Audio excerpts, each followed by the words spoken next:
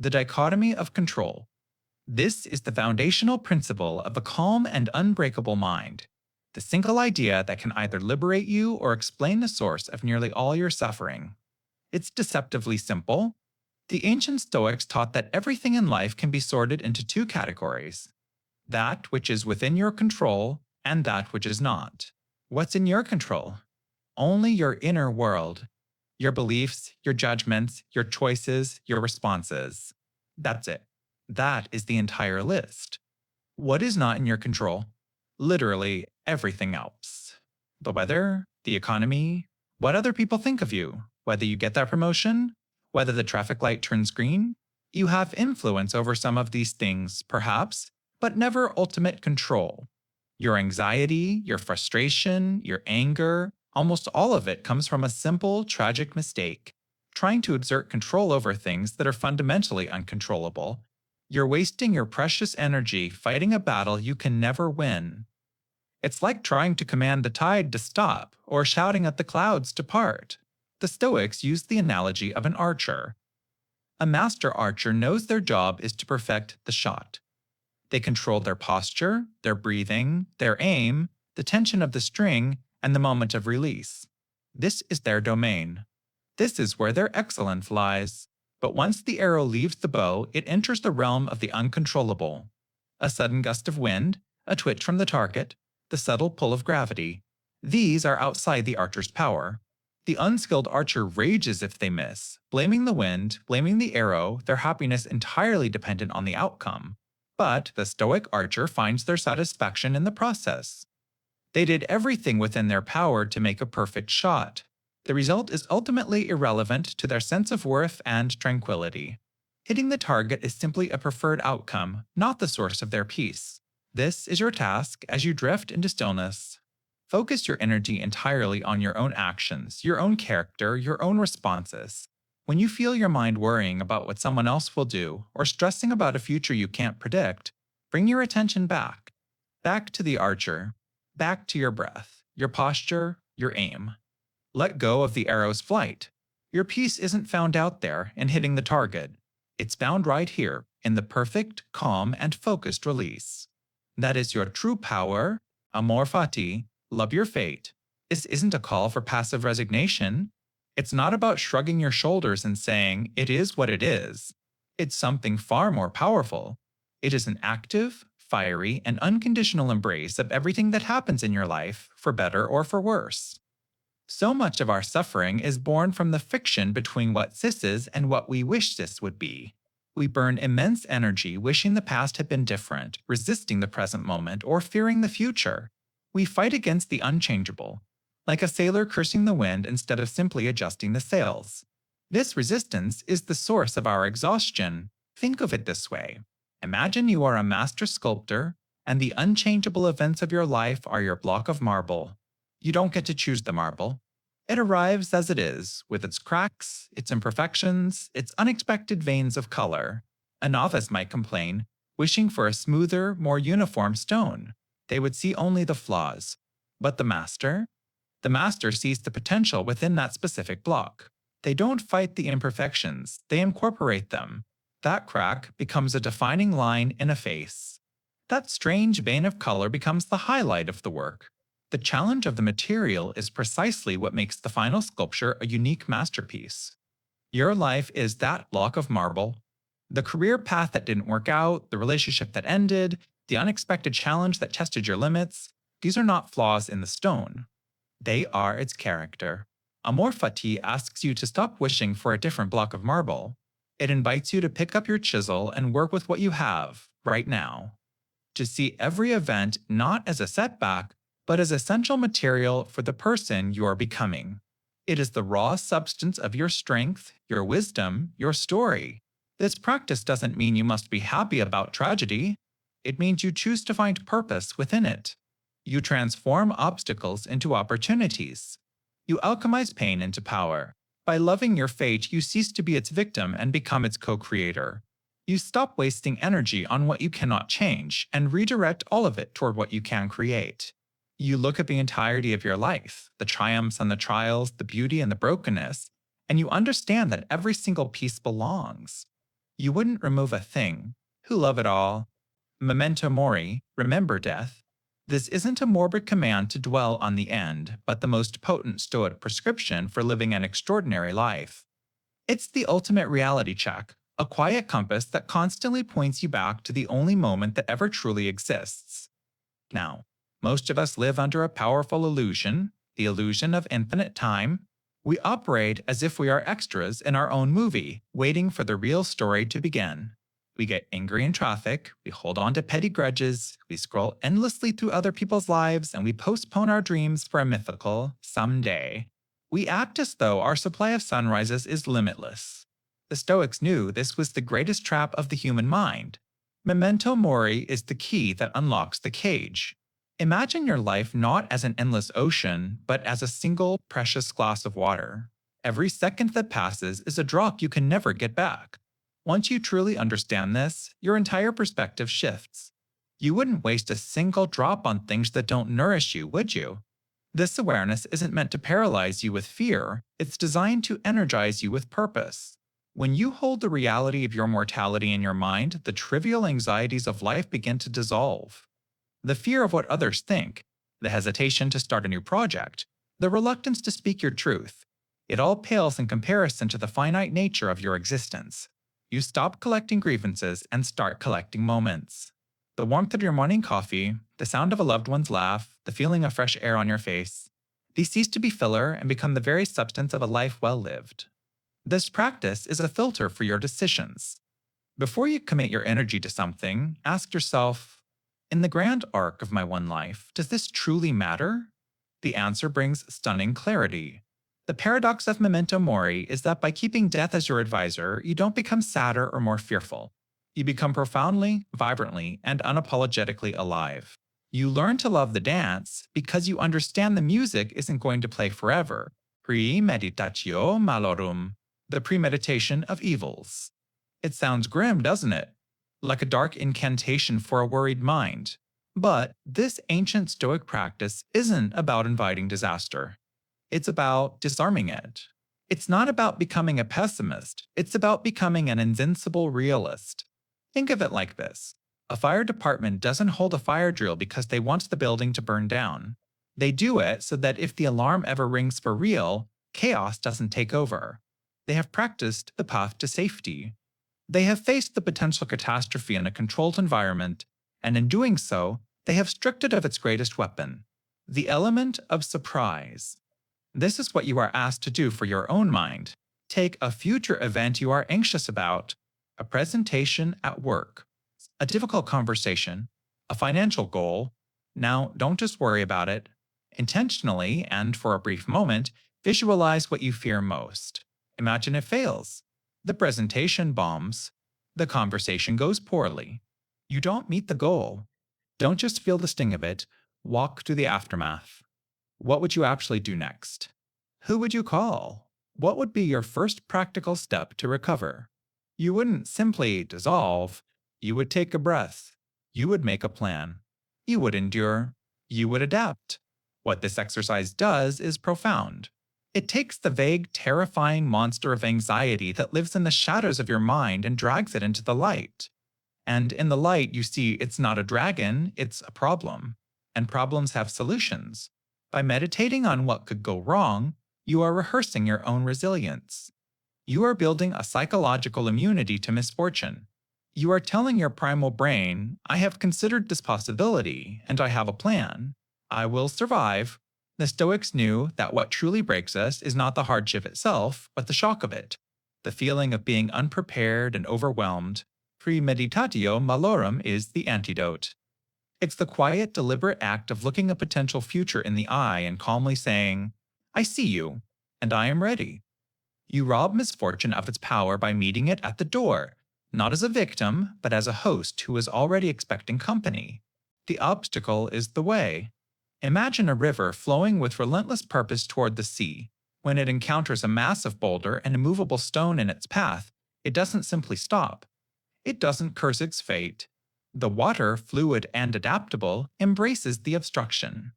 It splits, flowing around it, surging over it, patiently wearing it down over centuries. That boulder, the very thing that stands in its way, forces the river to deepen its channel, to find a new course, to become more powerful. The obstacle defines the path. This is the essence of a core Stoic principle. It's a profound shift in perspective that can change everything. The things you perceive as problems, the frustrating delay, the harsh criticism, the unexpected failure, are not interruptions to your journey. They are the journey. The great Stoic emperor Marcus Aurelius wrote that the impediment to action advances action.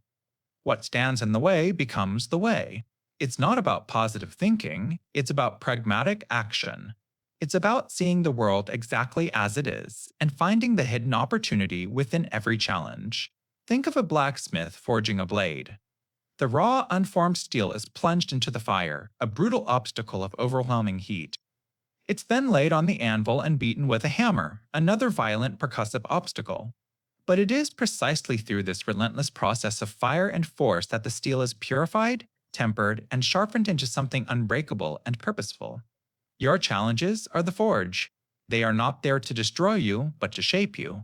Each difficulty is a hammer blow, revealing the strength that was within you all along. So, that creative block you're facing? It's not a dead end. It's an invitation to dig deeper, to find a more innovative approach you would have otherwise missed. That difficult person in your life? They are your unsolicited teacher in the arts of patience, empathy, and clear boundaries. The fear of failure that paralyzes you? It is the very weight you must lift to build the muscle of your courage. You don't go looking for hardship, but when it arrives at your door, you can learn to see it not as an enemy, but as a sparring partner.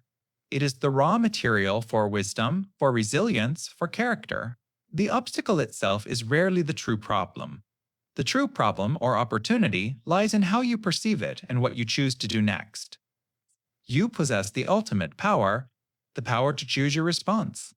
In any situation, you can see a wall, or you can see a collection of stones with which to build a staircase. The external event doesn't change, but your internal interpretation of it changes everything. The path forward is not found by wishing the mountain wasn't there. The path is the mountain. The obstacle is not in your way. The obstacle is the way. Virtue is the sole good.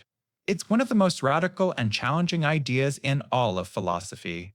What does it truly mean for your life, right now as you lie here? The Stoics weren't suggesting that things like health, wealth, or the respect of others are bad. They called these things preferred indifference. It's perfectly natural to prefer health over sickness or success over failure. But the key is that these things are ultimately indifferent to your happiness because they are not entirely within your control. They are external. Tying your well-being to them is like building your house on sand, vulnerable to the changing tides of fortune. One rogue wave, a sudden illness, a market crash, a misunderstanding, and your peace is washed away. So, what is the bedrock? What is the one thing that can never be taken from you? Your character, your choices, your inner response to the world. This is virtue. It's the ability to act with wisdom, courage, justice, and self-control, regardless of the circumstances. Imagine you are an archer. Your goal is to shoot well. The good isn't necessarily hitting the bullseye. The true good lies in the things you command. Your steady stance, your calm breath, your focused aim, the smooth release of the arrow. You pour all your skill and intention into the process. That is your virtue in action. Now, a sudden gust of wind, something completely outside your control, might push the arrow off course. The outcome, hitting the target, is a preferred indifferent. But your excellence as an archer, your virtuous effort, was already complete the moment you loosed the string. That inner success cannot be touched by the wind. As you rest, let this idea settle into your mind. Think of the arenas in your own life. Your career, your relationships, your health. Your task is not to guarantee a specific outcome, but to play your part with integrity and excellence. Focus on the quality of your character, not the whims of fortune. When you locate your sense of good not in what happens to first to you, but in how you choose to respond, you build an inner citadel. You discover a source of tranquility that no external storm can shake. This is the foundation of an unbreakable mind. Your virtue is yours alone. It is the sole good. Sympathia, the cosmic view. This is the Stoic secret for seeing the bigger picture. It's the understanding that you are not an isolated island, but a single, intricate thread in a vast cosmic tapestry. Every action, every thought, every breath you take sends a vibration through the entire fabric of existence. Think of the universe not as a collection of separate things, but as one single living organism. The stars and the seas, the tree outside your window, and the very air filling your lungs are all parts of the same body. The iron in your blood was forged in the heart of a dying star billions of years ago. You are, quite literally, made of stardust. You are breathing the same air that Plato and Seneca once breathed. This isn't just poetry, it's a physical reality of our shared existence. So, how does this create an unbreakable mind? It grants you perspective. When you feel overwhelmed by a personal problem, a frustration at work, a conflict with a loved one, practice this cosmic view. Zoom out. Imagine seeing your life, your town, your country, from the silent vantage point of the moon. From that distance, how large does your problem truly seem? It doesn't make the problem disappear, but it shrinks it down to its proper size. You see it as a single, temporary event in an immense and ancient universe, and suddenly it becomes manageable. This view also dissolves the ego. Your personal story is not the main event. It is a vital subplot in a much grander narrative. Releasing that pressure to be the hero of everything is profoundly liberating. It allows you to serve the whole rather than just the self. Finally, it cultivates a deep and rational empathy. If we are all part of the same organism, then harming another is like the left hand striking the right. An act of kindness is not just a gift to someone else. It is an act of healing for the entire system, yourself included. So, as you rest, feel this connection. Feel the gentle pull of gravity, the air entering and leaving your body, connecting you to the world. You are not just in the universe. You are the universe, experiencing itself. Breathe in the cosmos. Breathe out your isolation. Respond, do not react. What's the difference? In a word, everything. A reaction is a knee-jerk, an automatic reflex. It's the puppet string being pulled by an outside force. Someone says something sharp and you snap back. Traffic is bad and your blood pressure boils. This is the realm of pure instinct, a place where you've handed the controls of your mind over to the chaos of the world. You become a leaf in the wind, tossed about by every passing event, every careless word, every minor inconvenience. A reaction feels hot, fast, and often regrettable. It's the fire alarm blaring for a piece of burnt toast. But the great Stoic thinkers understood a profound secret. Between what happens to you, the stimulus, and your action, there is a space. A tiny, sacred pause. It might only last a second, but within that single second lies your entire freedom. This space is where you reclaim your power. It's where you transform from a puppet into the puppeteer. To respond is to consciously inhabit that space. It's to choose your next move with intention. Think of it like this. A thermometer simply reacts to the temperature in the room. If it's cold, it reads cold. If it's hot, it reads hot. It has no agency, it just reflects its environment. You are not a thermometer. You are a thermostat.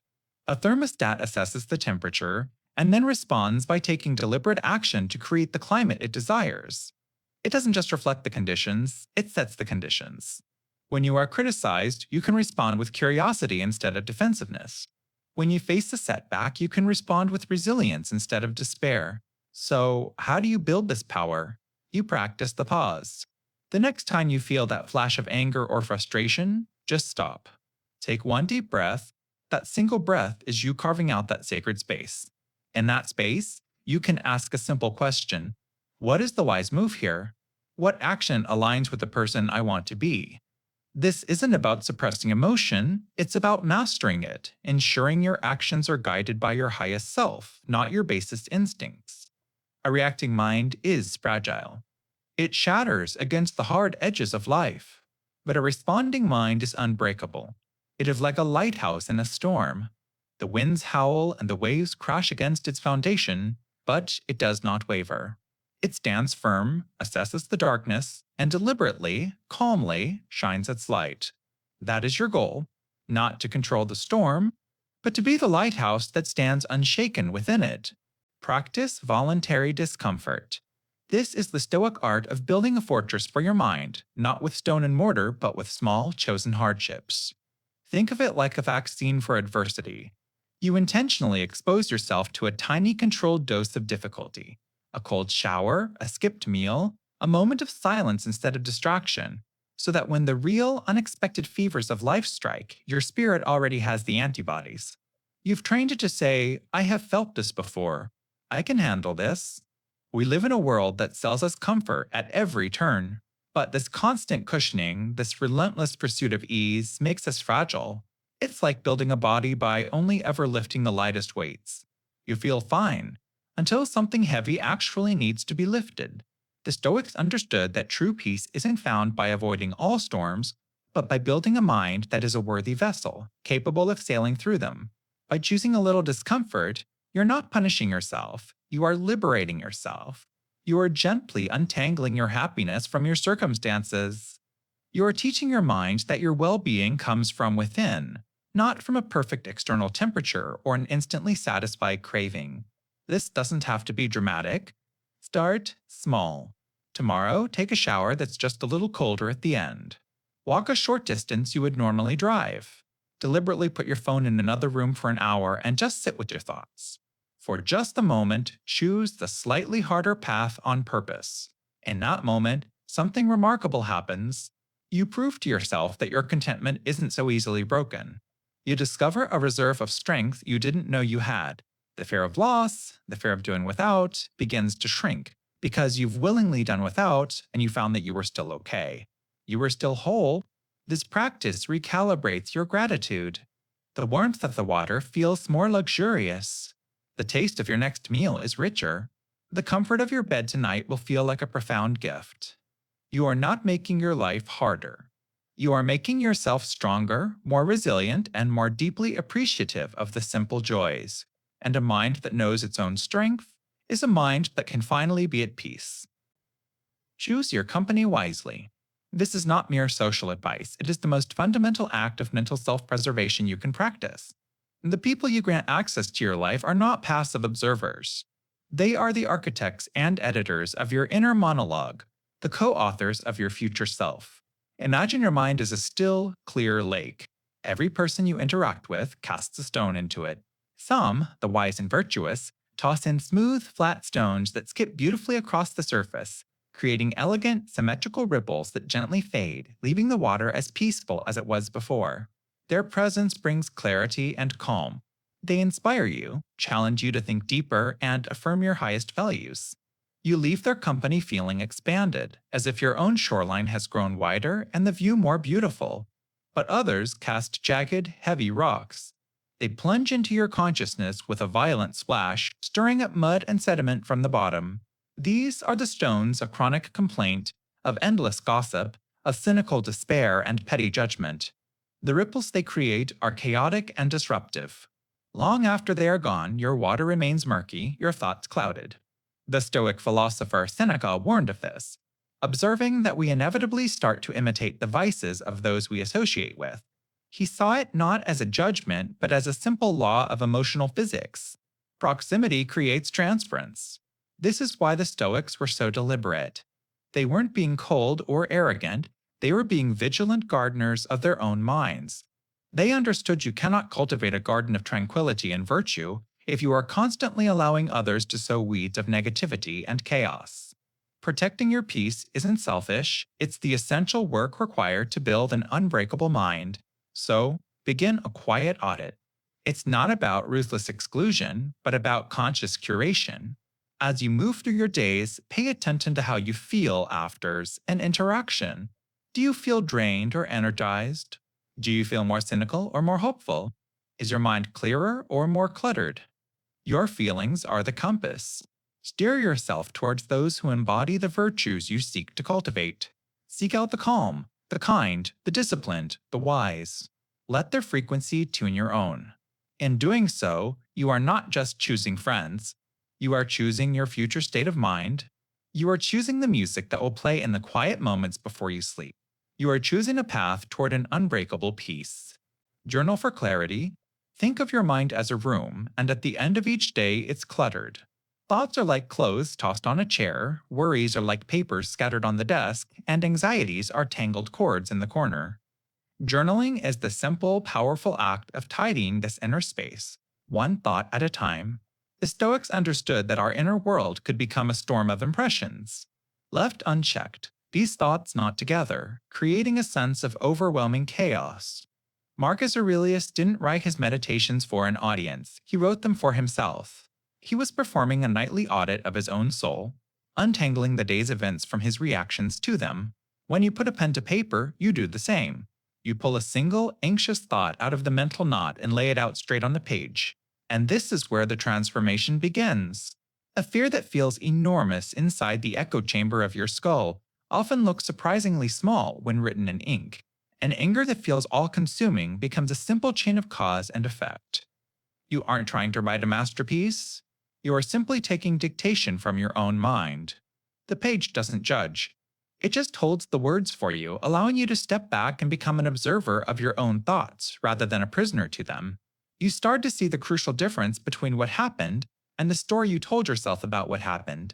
This practice is the ultimate tool for distinguishing what is within your control from what is not. You cannot control the external event, but by journaling, you reclaim absolute authority over your response to it. You see the tangled mess for what it truly is. Not one giant, unbeatable monster, but a collection of individual threads. Some you can tie off, some you can weave into something new, and some you can simply choose to let go of entirely. So tonight or tomorrow morning, just ask yourself one question on the page. What is truly on my mind? Then, listen to the answer that flows from your hand. Clarity that follows is the quiet, unshakable foundation of an unbreakable mind.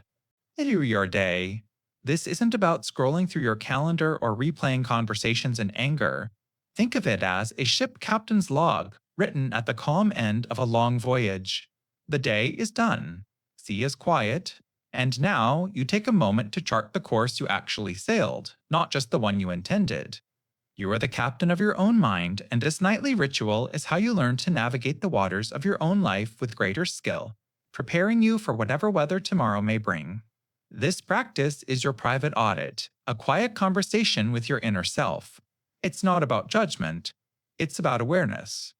It's the difference between being a passenger, tossed about by the waves of impulse and emotion, and being the one at the helm, hand steady on the wheel. Each evening, you create a space to separate the signal from the noise, to distinguish what was in your control from what was merely the weather of the world. By looking back with clarity, you learn to act with purpose moving forward. As you lie here ready for rest, gently ask yourself 3 questions. First, where did my actions align with the person I want to be? Pinpoint a moment, no matter how small, where you acted with patience, courage, or wisdom. Acknowledge this victory. This is how you reinforce the pathways of virtue in your mind. Second, where did I fall short? When did you let a lesser impulse, anger, envy, fear take the reins? Don't whip yourself for it. Simply observe it, like a scientist noting a data point. This is a bug in your internal code, and now that you've found it, you can begin to fix it. You can't improve what you don't acknowledge.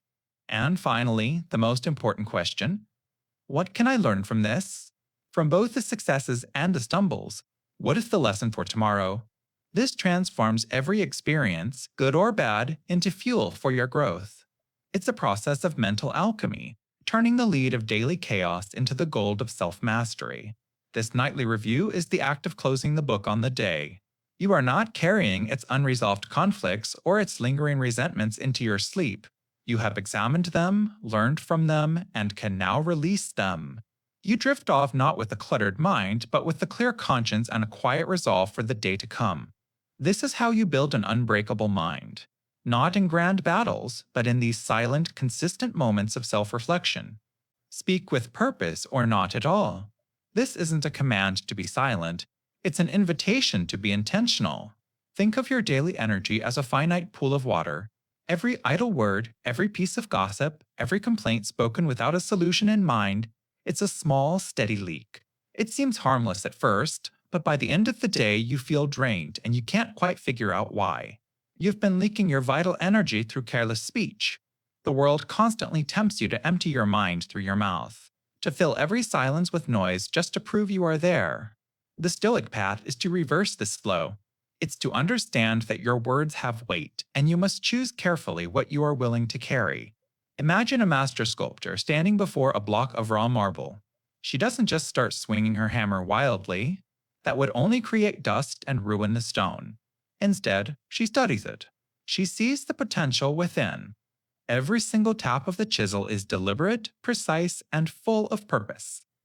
Each strike removes what is unnecessary to reveal the form that was hidden inside. Your thoughts are this block of marble. Your words are the chisel. When you speak with purpose, you are the sculptor. You are carefully, consciously revealing truth, offering support, or creating clarity. But when you speak just to make noise, you are not sculpting. You are just making dust, clouding the air for yourself and for others. This practice isn't about becoming cold or distant. It is the opposite. It is about making your presence and your words a gift. When you speak less but with greater meaning, people don't just hear you. They feel the weight of your intention. They lean in. So, let this become a gentle practice. Before the words leave your lips, create a small moment of stillness, a silent pause. In that space, ask yourself, does this need to be said? Does it need to be said by Mac? And does it need to be said now? If the answer is a clear yes, then speak with the full force of your conviction. If not, find strength in your silence. Let the thought dissolve. In doing so, you are not losing your voice. You are discovering its true power. You are preserving your energy, clarifying your mind, and building an inner fortress so calm and so strong that only what truly matters can ever pass its gates. Judge by actions, not words. Think of words as blueprints, beautiful, detailed plans for a magnificent building. The lines are crisp, the vision is grand. They show immense potential, but a blueprint offers no shelter from the storm. You cannot live inside a drawing. A home is built not of ink and paper, but of stone and timber, of the quiet, consistent effort of a hammer hitting a nail day after day. In your life, you are surrounded by these blueprints.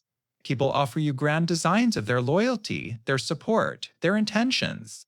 And you, in the quiet moments, draft your own elaborate plans for who you will become. More patient, more disciplined, more present. These words are a siren song, alluring and comforting. They feel like progress. But they are often just the echo of a wish, a ghost of a commitment that never materializes. To build your peace of mind on these paper promises is to build on sand. The Stoic mind seeks solid ground. It learns to tune out the noise of promises and listen instead to the quiet, steady rhythm of action. Action is the currency of character. It is the only verifiable truth in a world of maybes. It doesn't need to be loud or dramatic. A small, consistent act of kindness is infinitely more real than the most eloquent speech about compassion. A hand extended in help outweighs 1,000 words of sympathy. This is not cynicism, it is profound clarity. It is a filter for your mind, protecting your energy and your peace from the instability of empty talk.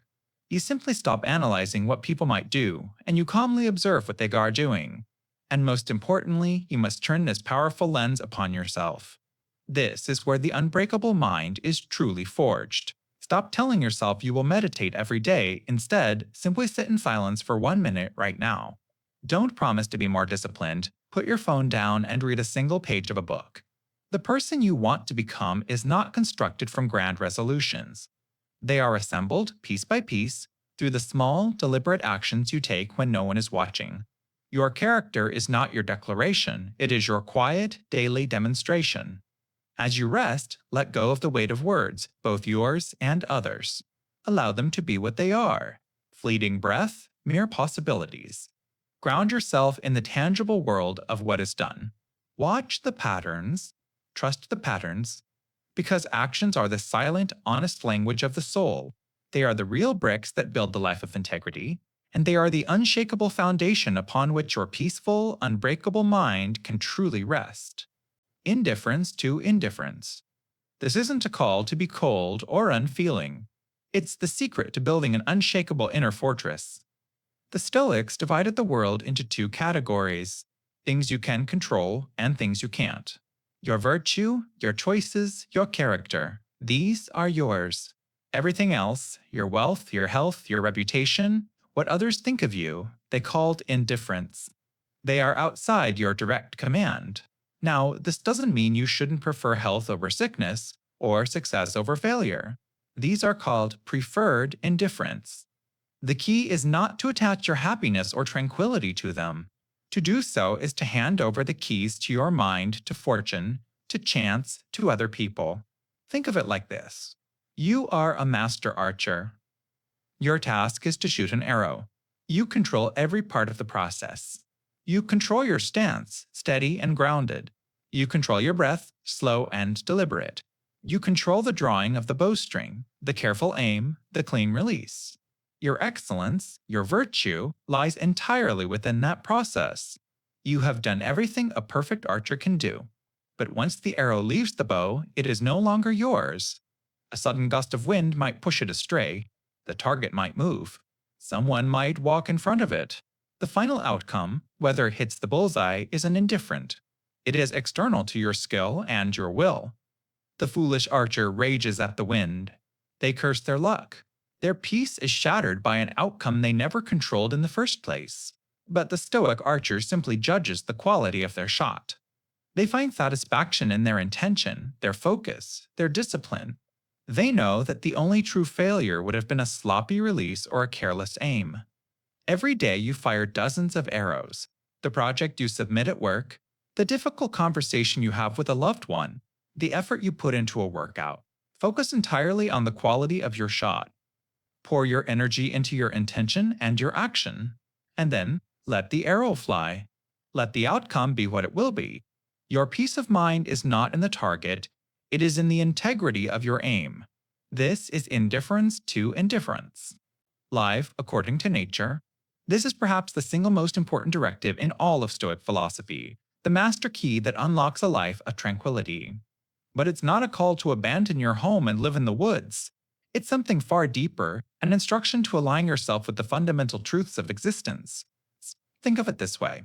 There are two natures you must understand and accept. First, there is the nature of the universe itself, the grand, unchangeable, rational order of things. The Stoics called this the logos.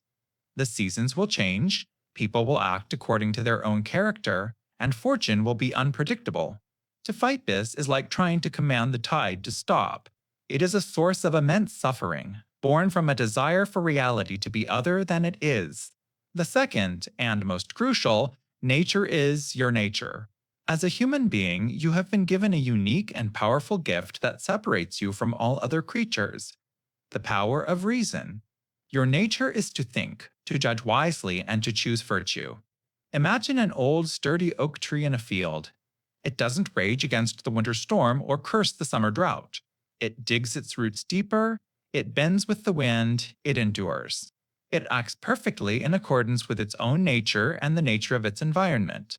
It doesn't wish it were a bird so it could fly away from the trouble. It accepts its reality and thrives within it. This is living in agreement. You are not the external weather of your life, the difficult colleague, the unexpected bill, the global event you cannot change. You are the tree.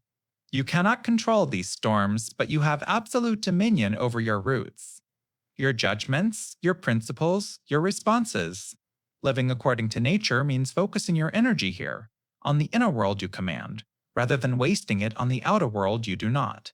It means asking, is this event up to me? If not, you accept it. Then you ask, is my response up to me? It always is. Here you apply your reason. This is the ultimate freedom. It is a profound letting go, a release of the exhausting need to control everything, replaced by an embrace of your true power to master yourself. It is a quiet, powerful harmony between your will and the way things truly are. A dance with reality, not a war against it. Seek wisdom, not approval. Imagine you are the captain of a great ship, sailing across a vast, dark ocean. Your destination is a life of purpose and tranquility. To navigate, you have two choices. You can look up at the stars, the fixed, eternal points of light that have guided sailors for millennia. Or you can listen for the faint cheers and jeers from 1,000 different shores, each one pulling you in a different direction. The stars are wisdom. The shores are the approval of others. When you live for approval, you hand over the helm of your ship to everyone else. Your course is dictated by the shifting winds of opinion and the changing tides of trends. You become an actor playing a role you think others want to see, forgetting the character you were meant to be. This path is exhausting. It's a constant frantic performance for an audience that is often too busy worrying about their own performance to even notice yours. You become a hollow echo, not a clear voice. Your peace of mind becomes fragile, rising and falling with every compliment or criticism. Now consider the alternative. To seek wisdom is to turn your gaze inward and upward. It is to learn your own internal map, to understand the principles of the sea itself. It is the quiet, steady work of building your own lighthouse, a beacon of reason and virtue that shines from within. Wisdom is not about knowing everything. It is about understanding what truly matters. It's about distinguishing what is in your control from what is not. The opinions of others? They are forever outside of your control. Your own judgment, your own principles, your own response? That is the territory you command.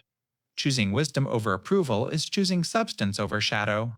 It's the difference between a deeply rooted oak and the tumbleweed. The oak is not concerned with the direction of the wind, it is concerned only with its own deep connection to the earth. When you base your self-worth on your own character and your commitment to growth, you become unshakable. The cheers of the crowd are a pleasant, but unnecessary background noise. The criticism becomes data, not a dagger. You are no longer sailing for the shores. You are the shore. You have found your anchor in the calm, deep waters of your own mind. Forgive others, be strict with yourself. This isn't a call for self-punishment, it's a blueprint for inner peace. It's a strategic allocation of your most precious resource, your attention. Think of holding a grudge like gripping a burning coal with the intent of throwing it at someone else. Who gets burned first? You do. The Stoics knew that the anger, resentment, and bitterness you hold for others are self-inflicted wounds. Forgiveness, then, is not a gift you give to someone else. It is an act of profound self-care. It's the moment you decide to unclench your fist and drop the coal. You do this by understanding that people act from ignorance, not malice. They are guided by their own flawed perceptions and judgments. To be endlessly angry at them for their mistakes is like being angry at a stone for falling. It is simply its nature. By forgiving, you are not condoning their action, you are liberating yourself from its continued impact. You are choosing your own tranquility over their transgression. Now, you take all that energy you've reclaimed and turn it inward. Being strict with yourself is the other half of this equation. This isn't about harsh self-criticism. It's about being a master craftsman, and your character is your masterpiece. A craftsman is meticulous. They are demanding of their materials and precise in their work, not because they hate the wood or the stone, but because they respect the final creation. You must be that craftsman with yourself. Be strict with your own principles. Hold yourself accountable for your reactions. Demand integrity from your own thoughts. While you offer grace to the flawed actions of others which are outside your control, you apply rigorous standards to your own domain, your choices, your judgments, and your will. This is the beautiful balance of a Stoic mind. You are compassionate with the world, but disciplined with your soul. You grant the world the freedom to be imperfect, which in turn grants you the freedom from being disturbed by it. You then use that freedom to focus on the only project that truly matters, forging your own virtue. Forgive them, not because they deserve it, but because you deserve to be at peace. Be strict with yourself, not because you are unworthy, but because you are capable of greatness. Value your time above all. Imagine your life not as a vast, endless ocean, but as a single precious jar of water. Every morning you wake up, and a small cup of that water is yours to use for the day. You can use it to nourish a garden, to quench a thirst, or you can let it spill onto the sand, evaporating into nothing. The choice is yours. But here is the unchangeable rule. Once that cup is empty, it's empty forever. You don't get it back. The water you spilled is gone. This is your time. The Stoic philosopher Seneca observed that we are often careful with our money and our property, yet we are outrageously wasteful with the one thing we can never reclaim. You would chase down someone who stole your wallet, but you freely give hours of your day to meaningless distractions, to anxieties about things you cannot control, to people who do not value your presence. You allow your most precious resource to be stolen, not by a thief in the night, but by the quiet creep of indifference. Think of your attention as the currency of your time. Where did you spend it today? How much was invested in growth, in love, in presence? And how much was simply spent, frittered away on scrolling through the lives of others, or replaying old arguments in your head? This isn't about productivity. It's not about filling every second with frantic activity. It is about intention.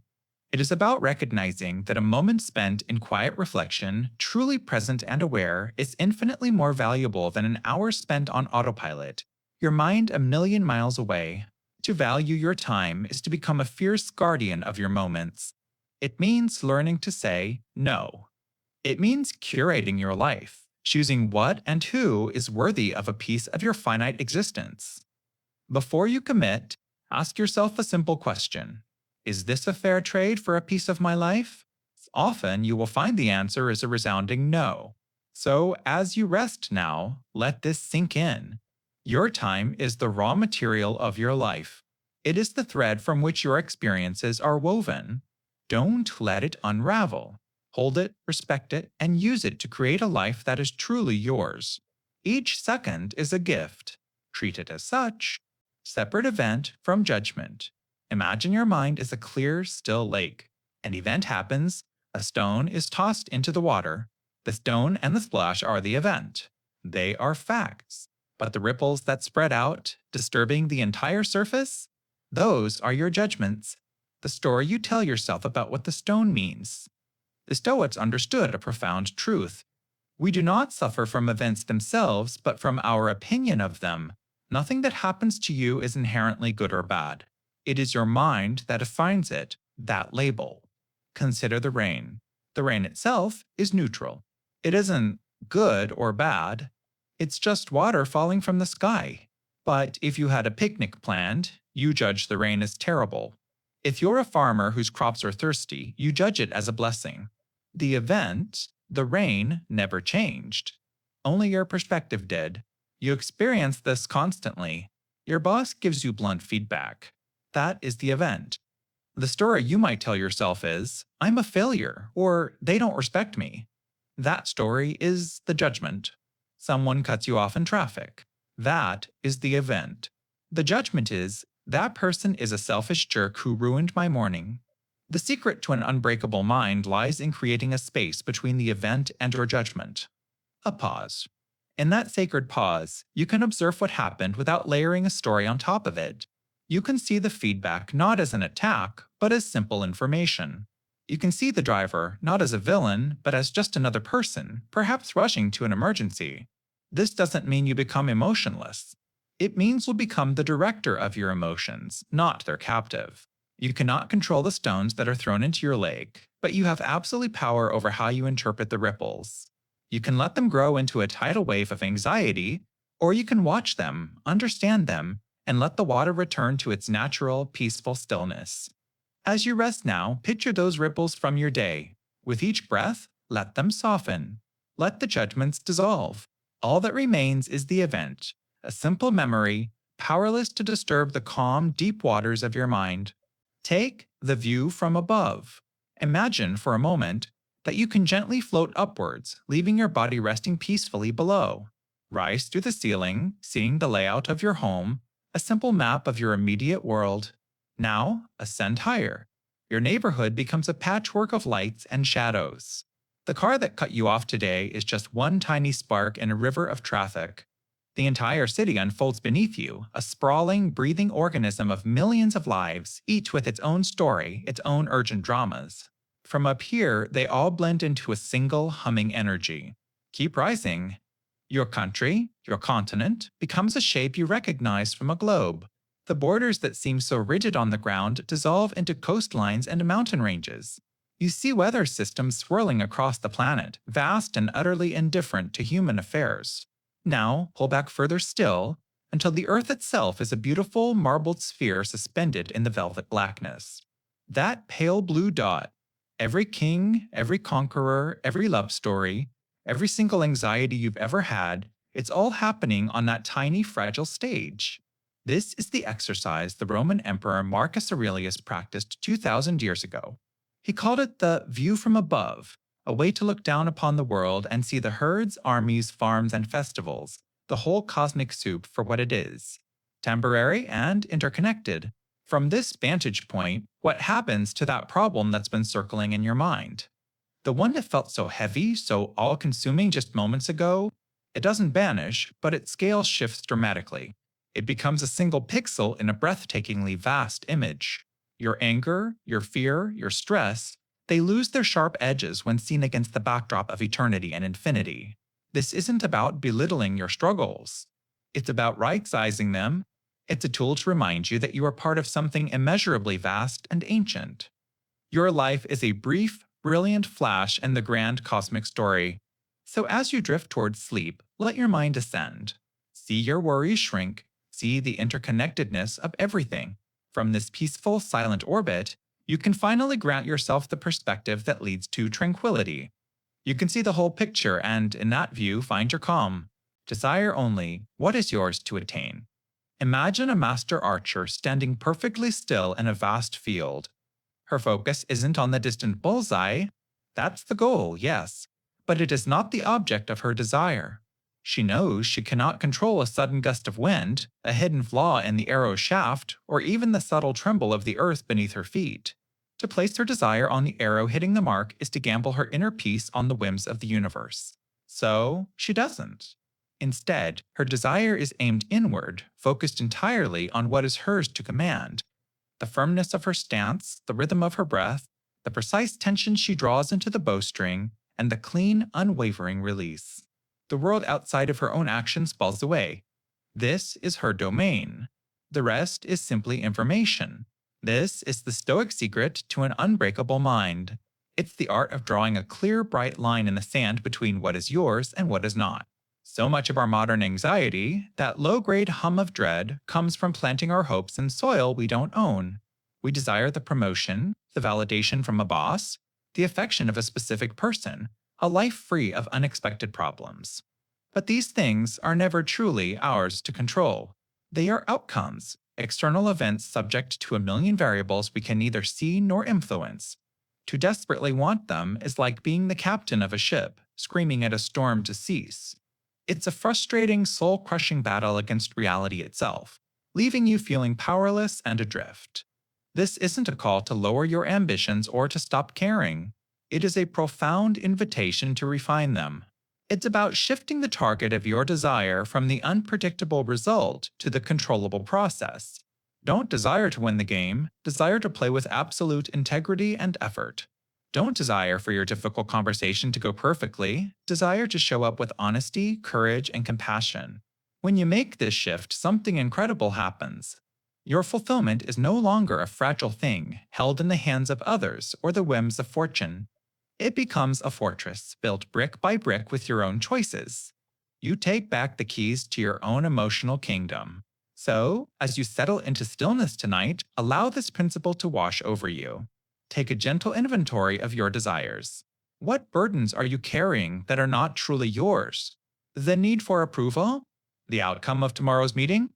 The mistakes of the past? Visualize these as heavy coats you've been wearing. Feel their weight. And now, with a quiet exhale, let them slide off your shoulders and onto the floor. Pull your focus inward to the only territory you truly command. Desire only to be virtuous in your thoughts. Desire to be patient with your own journey. Desire to meet this present moment, right here, with a calm and unconquerable mind. This is your power. This is the only target that is always and completely yours to attain. Do not suffer imagined troubles. This is the quiet rebellion against your mind's own tyranny. Think of your mind as a tireless author, constantly writing drafts of the future.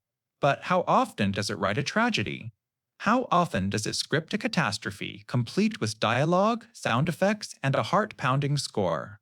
You live through the disastrous presentation, the failed relationship, the terrible news, all before a single real event has taken place.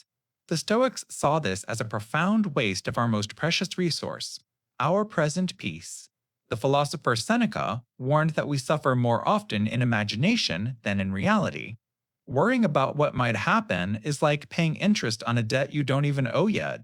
Imagine a bank demanding daily payments for a loan you haven't taken out. You would call it absurd. Yet every day, we hand over our tranquility, our focus, and our energy as interest payments to the bank of what if.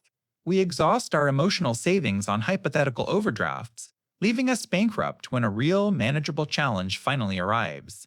The cost is too high for a problem that exists only as a phantom in your head. The practice, then, is not to ignore potential risks, but to become a discerning gatekeeper of your thoughts.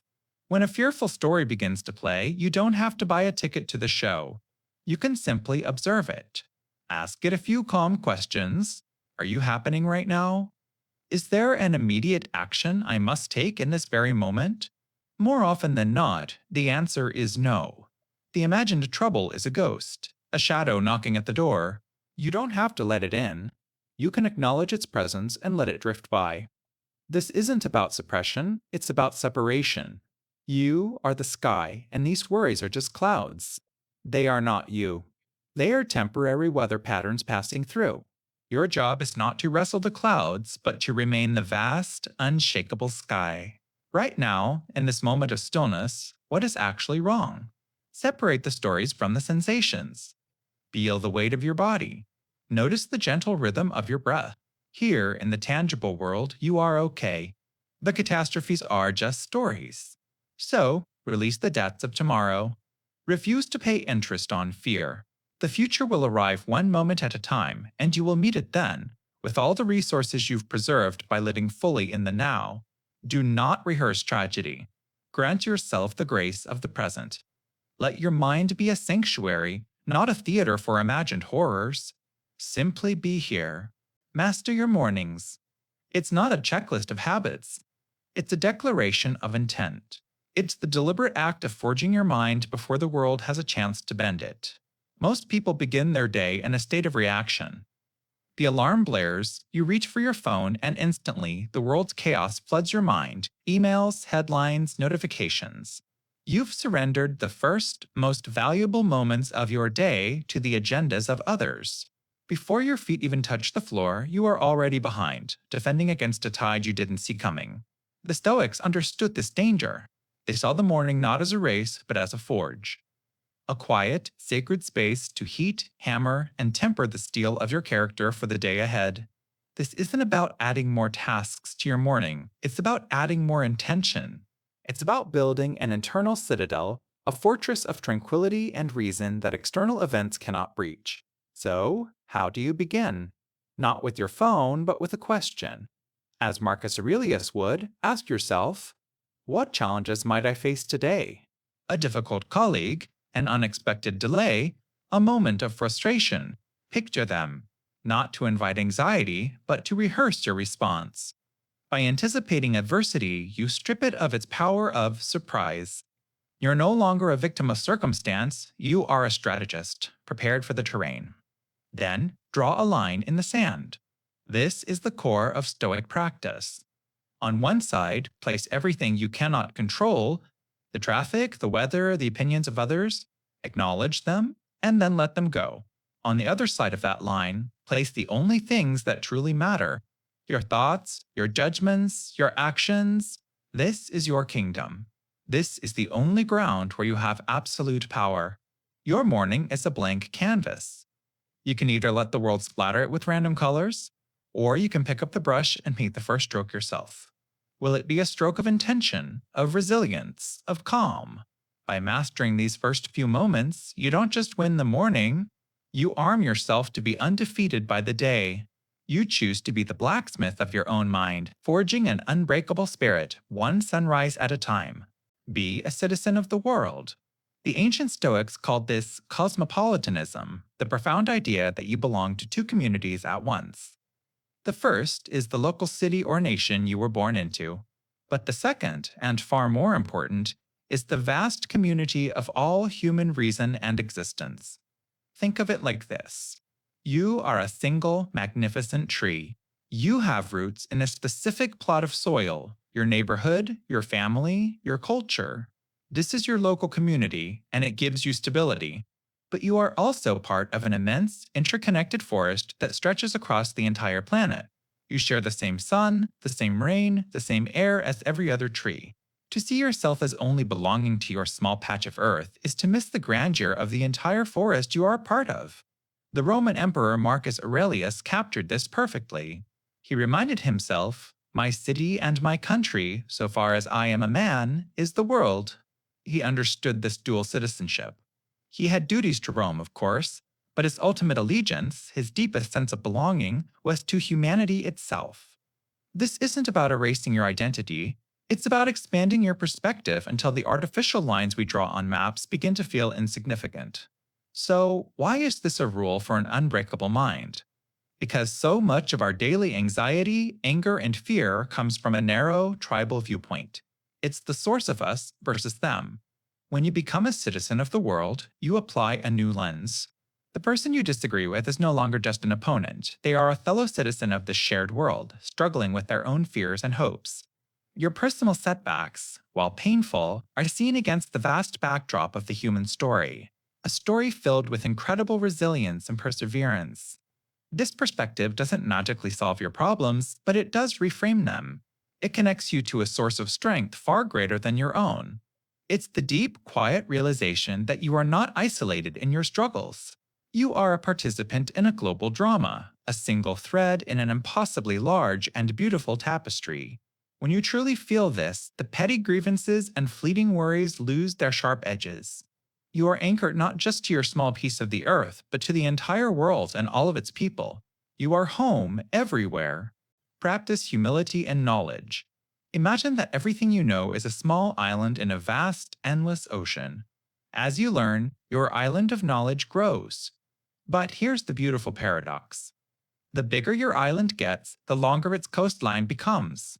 The more contact you have with the immensity of what you don't know. The truly wise person doesn't stand in the center of their island, proud of its size. They walk its shores, humbled and fascinated by the ocean. A little bit of knowledge can be a dangerous thing. It can make you feel certain, and that certainty can build walls around your mind. You become a fortress, deflecting any new information that contradicts what you believe to be true. The Stoics saw this as the ultimate barrier to wisdom. Epictetus said it best. It is impossible for a person to learn what they think they already know. Your mind becomes a cup that is already full. Nothing new can be poured in. This is why the three most powerful words you can embrace are, "I don't know." This isn't an admission of weakness, it's an invitation. It's a declaration that you are open, that you are ready to receive, that you are still growing. It disarms defensiveness in others and builds bridges of genuine curiosity. When you release the heavy burden of needing to be the expert in the room, you suddenly become the most effective student. And the student is the one who truly evolves. This practice is what forges an unbreakable mind. A mind that believes it knows everything is incredibly brittle. The first time it's proven wrong, the ego shatters, the foundation cracks. But a humble mind is flexible, like bamboo in the wind. It can bend with new evidence without breaking. When you realize you were wrong, it isn't a personal catastrophe. It's simply a course correction. Your self-worth isn't tied to being right. It's tied to the noble process of getting closer to the truth. So as you rest, let go of the need for certainty. See yourself as a lifelong explorer. Walk the shores of your knowledge, not with arrogance, but with awe. Understand that true mental strength isn't found in the rigidity of your conclusions, but in the courage of your questions. The ocean of the unknown is not a threat, it is a promise of infinite discovery. Endure and renounce. This isn't just a Stoic catchphrase. It's the two-word operating system for an unbreakable mind. Two simple commands that govern your entire inner world, giving you power over what truly matters. Let's start with endure. Think of your life as a ship on the open sea. You don't control the weather. You will face storms, rogue waves, and dead calms you didn't ask for. To fight the storm is madness. To curse the sky is a waste of breath. Endurance is the art of building a vessel so strong, so well captained, that it can navigate any weather. It's accepting that the storm is a reality and focusing all your energy on what you do control: the rudder, the sails, the integrity of your own ship. It's the quiet strength to face hardship without being broken by it, to feel pain without letting it become all consuming suffering. You endure what is external, what is not up to you. You don't have to like it, but you accept it and you hold your post. Now, for the other side of the coin, renounce. If endurance is about managing the storms outside, renunciation is about managing the cargo inside your ship. Imagine you've been carrying heavy, useless stones in your pack for years. The stone of needing everyone's approval, the stone of fearing failure, the stone of craving a specific outcome you can't guarantee. Renunciation is the practice of consciously looking at these burdens and choosing to let them go. It's not about renouncing your goals or your ambitions. It's about renouncing your desperate, soul-crushing attachment to them. You give your absolute best effort, but you release your grip on the result. You do the right thing, and you renounce the need for applause. Together, they create a perfect harmony. You endure the unavoidable difficulties of life with grace and strength. And you renounce the self-inflicted wounds of craving and aversion. Endurance is your shield against the world. Renunciation is the sword that cuts you free from your own inner chains. This is the dual practice that forges tranquility. It's how you stop being tossed around by the waves of fortune and instead become the calm, unshakable captain of your own soul, ready for any sea, under any sky. Build your inner citadel. It is the most vital construction project of your life. Imagine it: a fortress within your mind, a sanctuary that external events cannot breach. Most people live in an open field, completely exposed. They are battered by the winds of other people's opinions, soaked by the sudden downpours of misfortune, and shaken by the tremors of anxiety.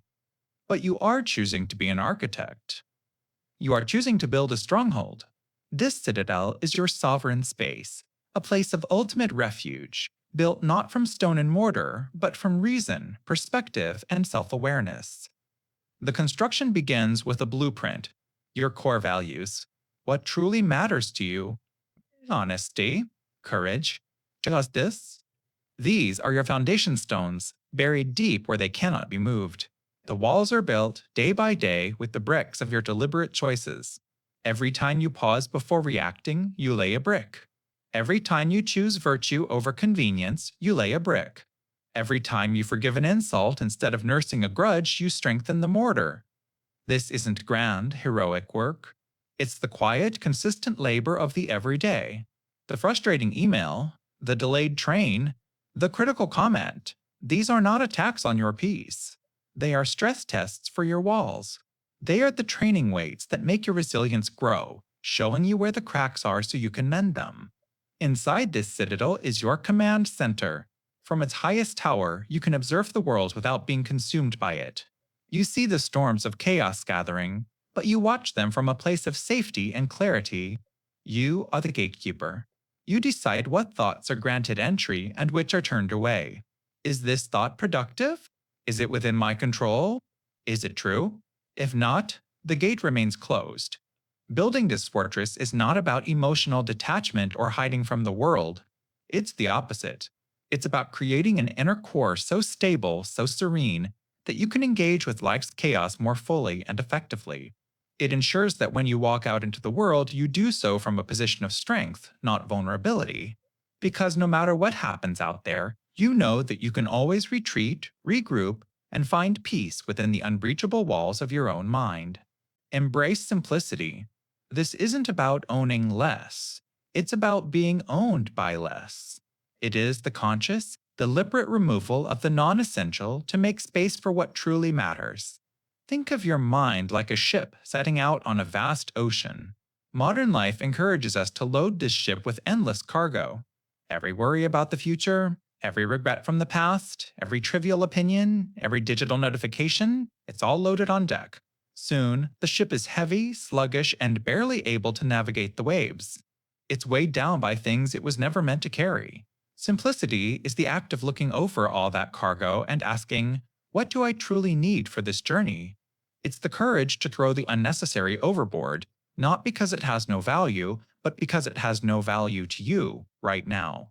The Stoics knew that complexity is a trap. It's a web of attachments and anxieties that catches your focus and drains your energy. They saw simplicity as a form of power, the ultimate life hack. You are a sculptor, and your life is the uncarved block of marble. Each day, society tries to convince you to add more to it. More goals, more desires, more distractions. But the master sculptor knows the art is not in adding, but in taking away. You chip away the excess, the noise, the expectations of others, until the true form, your serene and resilient self, is revealed. This practice starts internally. It's choosing to focus on one task, one thought, one breath. It's noticing the urge to complicate a situation with fear or anger, and instead choosing the simple, calm response.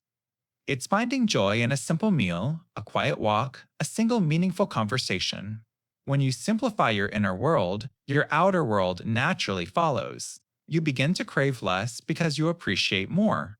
You are no longer a ship burdened with cargo, but a vessel moving with purpose and grace. As you rest tonight, let go of the clutter. Unburden your mind. Allow each breath to be an act of simplification, clearing away the noise.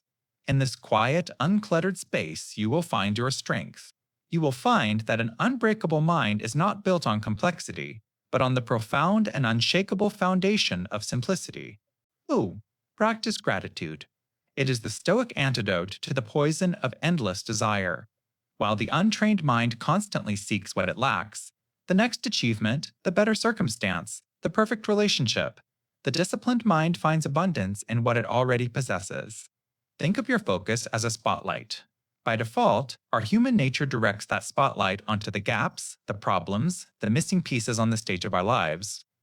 We are wired to solve for what's next, which can leave us in a perpetual state of dissatisfaction, always leaning into a future that never quite arrives. Gratitude is the conscious act of taking control of that spotlight. It's choosing to illuminate not the empty space, but the incredible scenery that is already present. It doesn't deny that darkness exists, it simply chooses not to stare into it. This is not a passive feeling, it is a mental muscle that you must actively train. And the ancient Stoics took this a step further.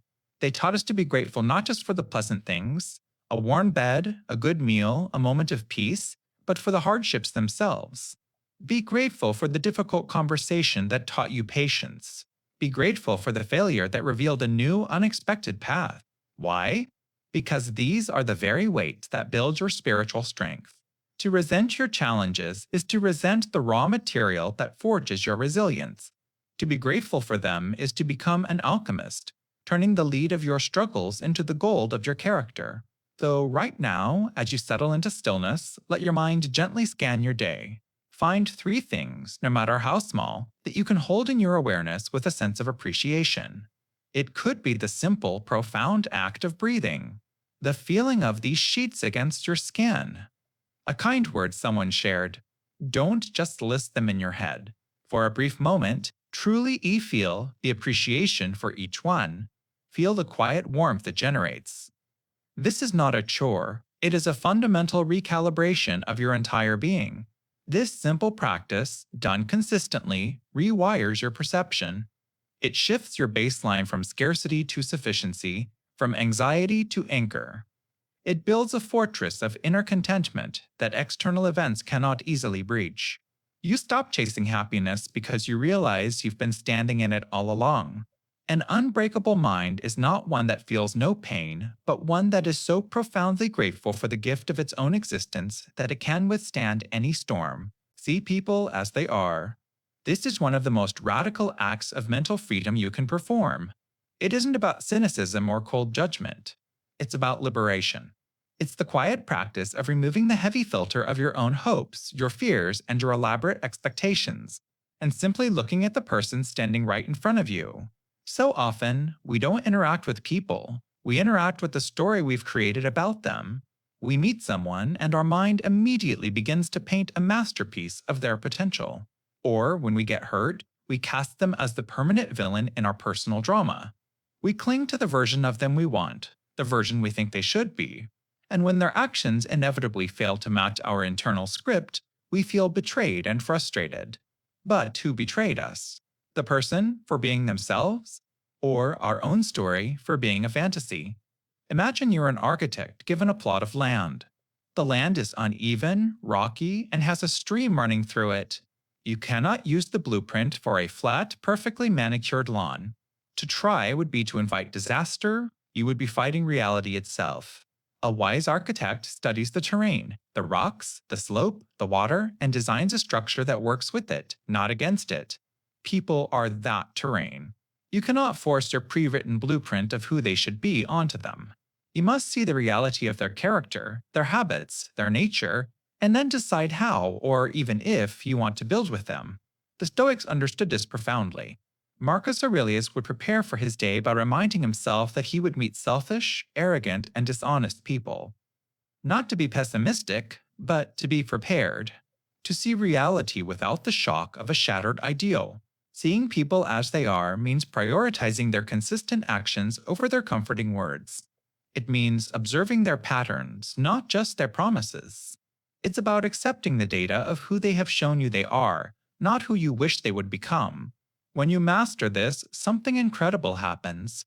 The constant draining cycle of disappointment breaks. You are no longer held hostage by what others might do. You are grounded in what they do. You can offer compassion without crippling attachment and make clear-eyed decisions about who earns a place in your life. You stop asking the rose bush why it isn't an apple tree, and you can finally begin to appreciate it for the beautiful, thorny thing that it is. You see them clearly, and in doing so, you finally set yourself free. Accept change as inevitable. This isn't a statement of defeat. It's the ultimate strategic advantage for a peaceful mind. So often, you build dams against the river of time, trying to hold back the current, only to find yourself exhausted and the dam inevitably broken. The universe has one constant, and that constant is motion. The ancient Stoics knew this. They saw life not as a solid, fixed structure, but as a flowing river. The philosopher Heraclitus famously said, "You can never step into the same river twice." Why? Because the water is always new, and just as importantly, you are never the same person.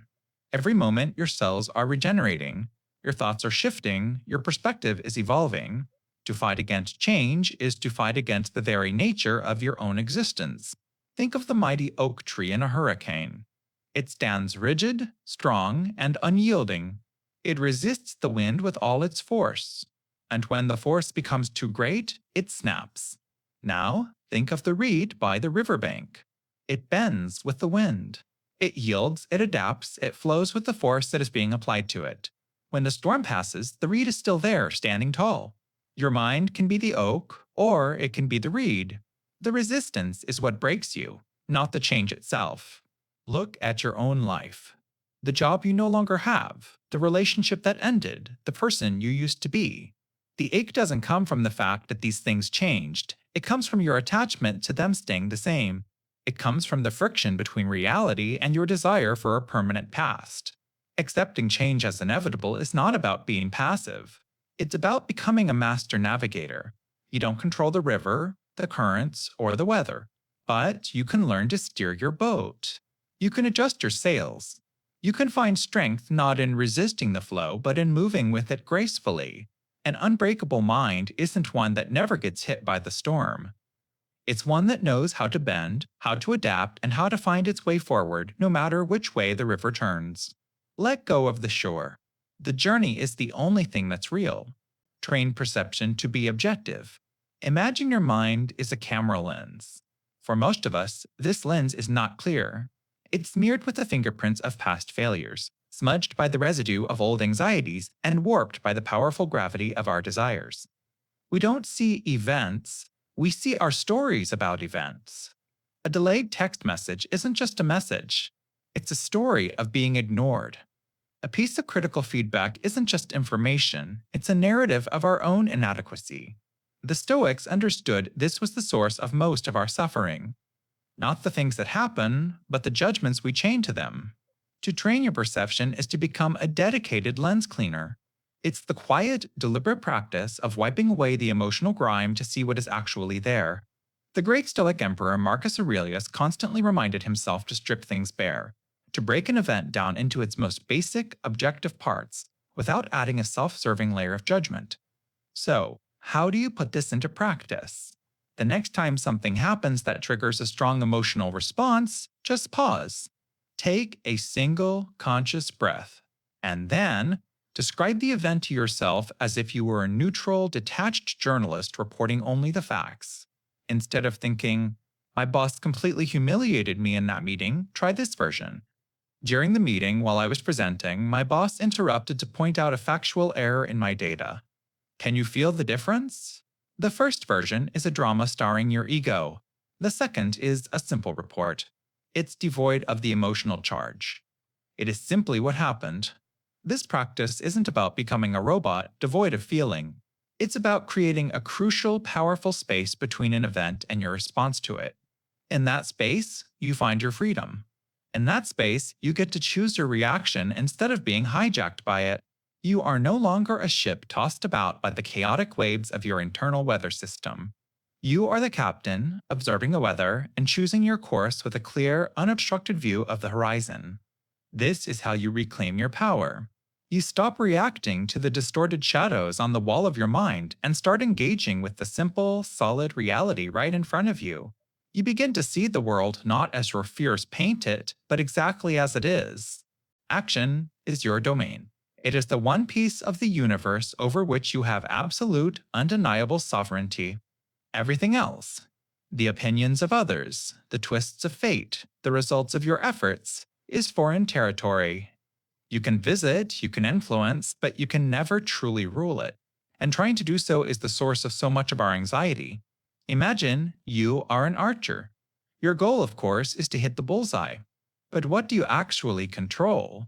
You don't control the sudden gust of wind that might arise the moment the arrow leaves the bow.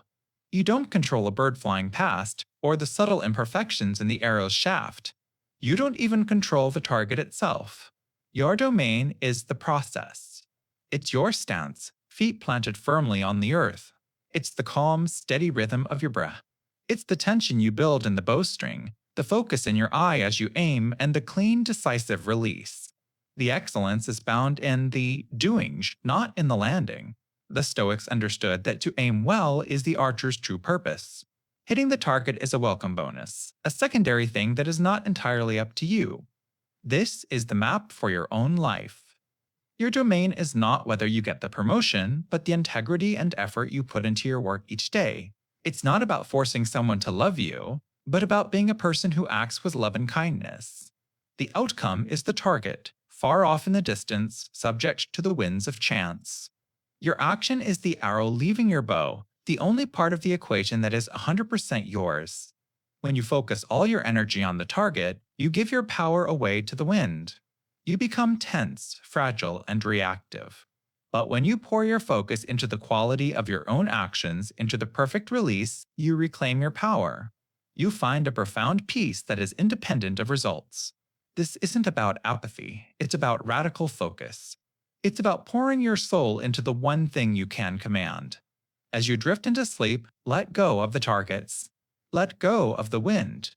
Bring your awareness back to your own hands, your own intentions. This is your kingdom. This is your strength. Your will is unconquerable. It is the inner citadel, the one fortress in the universe that no army can ever breach. This will, this power of choice, is not something you build. It is something you karek. It is the director of your inner world, the final arbiter of what truly matters, the silent commander who stands firm while the world rages outside. Think of it this way. The world will constantly test your walls. The storm of external events, a difficult day at work, an unexpected bill, a thoughtless comment from a friend will howl. The waves of other people's opinions will crash against your foundations. These things are real, but they are like weather patterns passing over the land. They are not the land itself. You are the land. The great Stoic truth is this. You cannot control the storm, but you have absolute dominion over the gate to your citadel. Your will is the gatekeeper. It decides whether the chaos remains outside or if you invite it in for a banquet of anxiety and fear. The twists of fortune are not yours to command. The actions of others are not within your jurisdiction, but your judgment, your assent, your decision to remain calm and rational, That is entirely, unshakably yours. This is the only domain where you are a true sovereign. As you rest now, feel this distinction. Picture the day's worries as clouds drifting past the high towers of your citadel. You can see them. You can acknowledge their shape and their color. But you are not the clouds. You are the fortress, solid and grounded. Your will is the quiet sovereign within, observing the sky but untouched by what passes through it. You don't fight the clouds, you simply let them pass, refusing to grant them the power to define your inner peace. This is your ultimate freedom. Not the freedom from hardship, but the freedom to choose your response to it. This is the unconquerable nature of your will. It doesn't mean you won't feel the wind, it means you will not be broken by it. Your foundations are secure. Your inner sanctum is peaceful. It cannot be taken. It cannot be defeated. Rest in this knowledge. Rest in the quiet strength of your own unbreachable mind. Do not fear death, but an unlived life. Think of your existence not as a long, winding road, but as a beautiful, leather-bound book placed in your hands at birth. Its pages are crisp and empty. The final page is already there, a simple, inevitable conclusion. We spend so much of our energy fearing that last page, terrified of the moment the cover closes.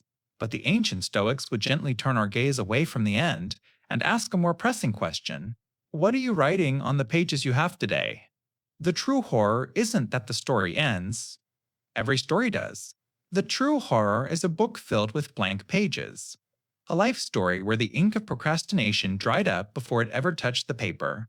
It's the chapters you let others write for you, filled with their expectations and their fears. An unlived life is this. It's hitting the snooze button on your own potential, day after day. It's the ghost of the person you could have been, whispering about the risks you never took, the passions you never pursued, the truths you were too afraid to speak. It's not the absence of time, it is the absence of intention. This is why the Stoics practiced memento mori, remember you will die. It's not a morbid chant to invite despair. It is the ultimate tool for clarity. It's like a ship's captain who is constantly aware of the shoreline. That awareness doesn't make the journey terrifying. It makes every adjustment of the sail, every reading of the stars, incredibly important. Death is the shoreline that gives your voyage its direction and its purpose. It strips away the trivial, the petty, and the inessential, leaving only what truly matters. It asks you, with the time you have, this is how you want to spend it? So, as you drift into stillness, release the fear of the final chapter. Let it go. Instead, hold a gentle reverence for the blank page waiting for you tomorrow. Ask yourself quietly, what story is waiting to be told? What single, courageous sentence can I write? Don't fear the closing of the book. Fear never truly starting to write your own story in the first place. The ink is this present moment. The pen is in your hand. Write a life worth reading. Uphold your principles. Think of them as the internal compass that keeps you from getting lost in the storms of life. In the chaos of daily demands, amidst the noise of 1,000 different opinions, your principles are your true north. They are not rigid rules imposed upon you, but the essential truths you choose for yourself. They are the quiet, unwavering answer to the question, who am I when no one is watching? Imagine you are building a great structure, the structure of your character. Your principles are the blueprint. Without them, you're just stacking bricks at random, hoping it holds together. But with a clear blueprint, every action, every decision, every word has a purpose. It contributes to a design of integrity and strength. You wouldn't compromise on the foundation of a skyscraper, so why compromise on the foundation of your own soul? Life will constantly test this foundation. It will offer you shortcuts that ask you to bend your values just a little. It will present you with moments of pressure where fitting in feels easier than standing firm. The path of least resistance is almost always a path away from your principles. It is in these small, daily moments of decision that your character is truly forged. This is where the real work lies. Upholding your principles is not a cage that restricts you. It is the keel of a ship that stabilizes you. It's the unseen weight, deep beneath the surface, that keeps you upright when the waves of fortune or misfortune try to capsize you. It grants you a rare kind of freedom, freedom from regret, freedom from the anxiety of indecision, and freedom from being a puppet to circumstance. When you know what you stand for, you don't have to waste energy figuring out how to act in every new situation. Your compass is already set. So tonight, as you drift into stillness, reflect on your non negotiables. What are the core values you will not betray for convenience or praise? Identify them, write them down. And then, with each rising sun, commit to them, not as a grand, heroic act, but as a series of quiet, consistent choices. Because an unbreakable mind is not built on a single victory, but on a lifetime of holding true to its own North Star. Associate with those who improve you. This isn't just advice, it's a law of social physics. You are a living, breathing sponge, and you will inevitably absorb the mindsets, habits, and expectations of those you keep closest. Think of your life as a long distance swim. The people in your circle are the current. Some will pull you forward, toward shores you couldn't reach alone. Others create a relentless undertow, draining your energy, pulling you back, or leaving you to tread water in the same stagnant place. You cannot outswim a powerful current indefinitely. The constant struggle against negativity, apathy, or cynicism is exhausting. It's the energy you could be using to build, to create, to learn, to become the person you are meant to be. This is why the Stoics were so deliberate about their company. They understood that wisdom and virtue are contagious, but so are their opposites. So, who are these people who improve you? They are not necessarily the most successful or the most popular. They are the ones who hold a mirror up to you, not to show you your flaws, but to show you your potential. They are the training partners for your character. They challenge your lazy assumptions. They ask you the hard questions. When you share a goal with them, they don't just nod along. They check in on your progress because they are invested in your growth. Their presence makes you want to stand a little taller, to think a little deeper, to try a little harder. This is not a call for transactional relationships. It's a call for conscious ones. It's an audit of influence. Ask yourself a simple question after you spend time with someone. Do you feel more expansive or more constricted? Do you leave the conversation feeling energized and inspired or depleted and cynical? The answer is your compass. Your attention is your most sacred currency. You cannot afford to spend it on interactions that leave you spiritually bankrupt. Choosing your company is one of the most profound acts of self-respect. It is the quiet, firm declaration that you are committed to your own evolution. Surround yourself with people who are not afraid of your light, but who instead hand you a brighter bulb.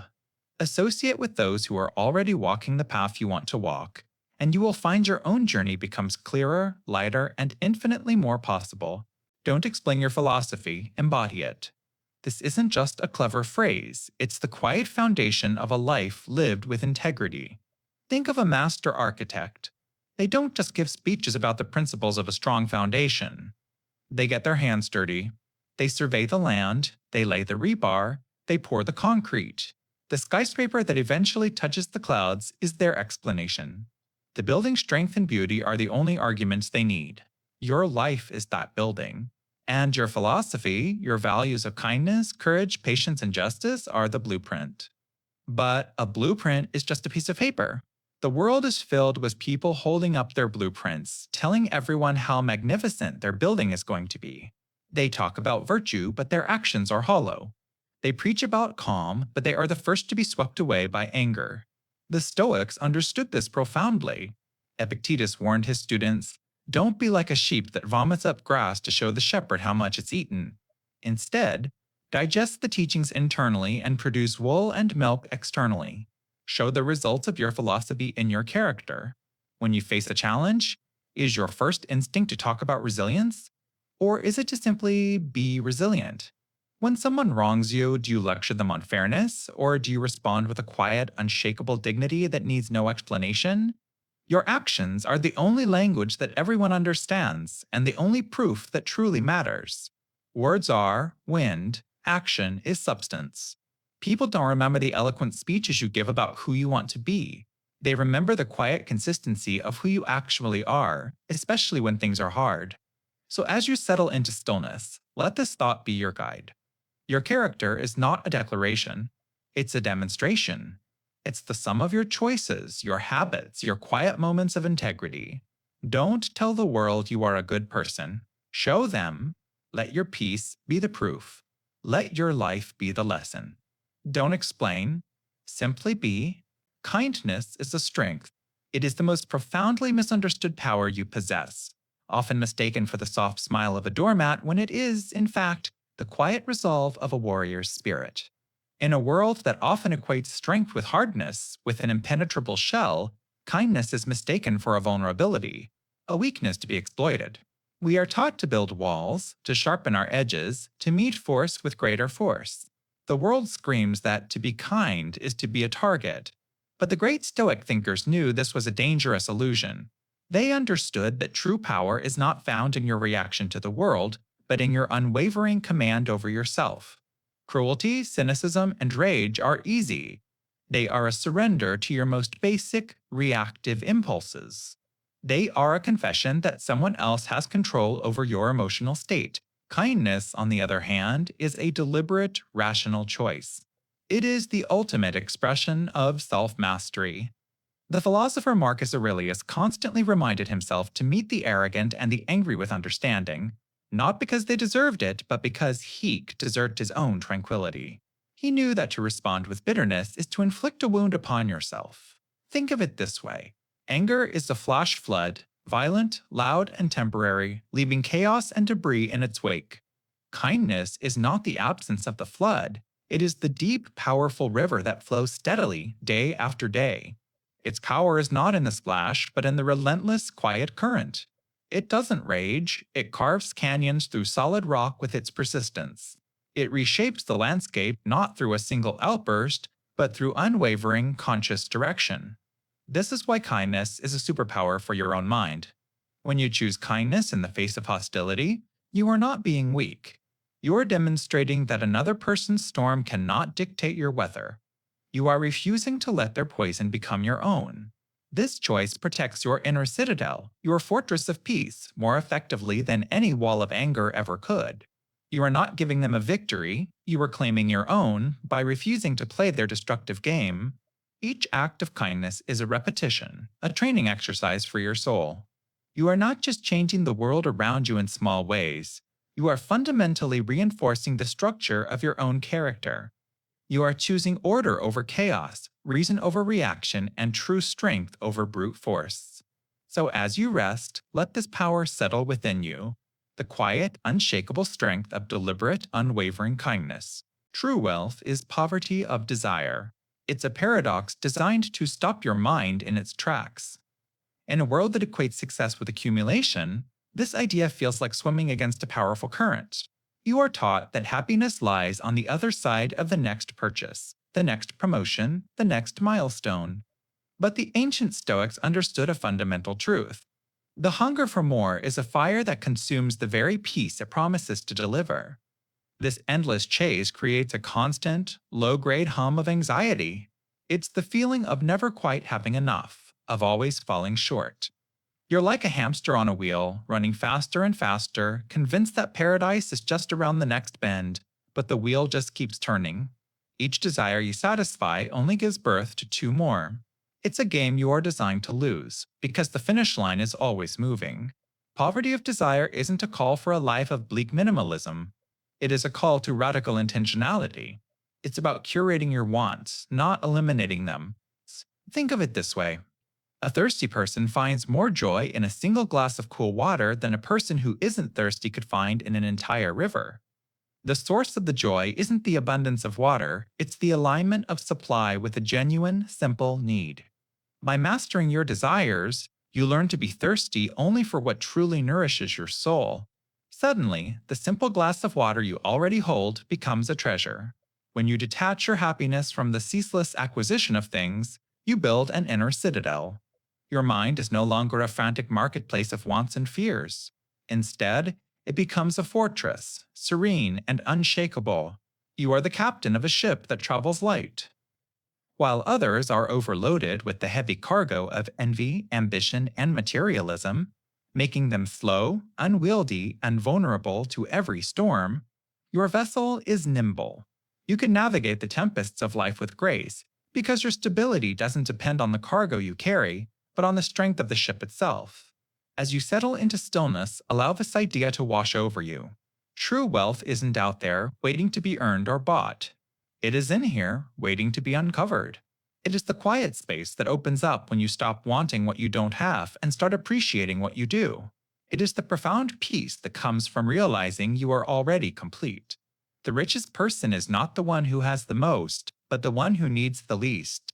And that is a fortune no one can ever take from you. Turn insult into fuel. Imagine every harsh word, every cutting remark isn't a stone meant to weigh you down, but a lump of raw coal handed directly to you. Most people feel the weight, the grit, the ugliness, and they carry it. It slows them down, pollutes their minds. But the Stoic mind, the unbreakable mind, sees it for what it truly is: potential energy. An insult is just noise from the outside world. It only becomes a wound if you give it permission to enter. Think of it as an unsolicited gift. Someone rings your doorbell and tries to hand you a box filled with garbage.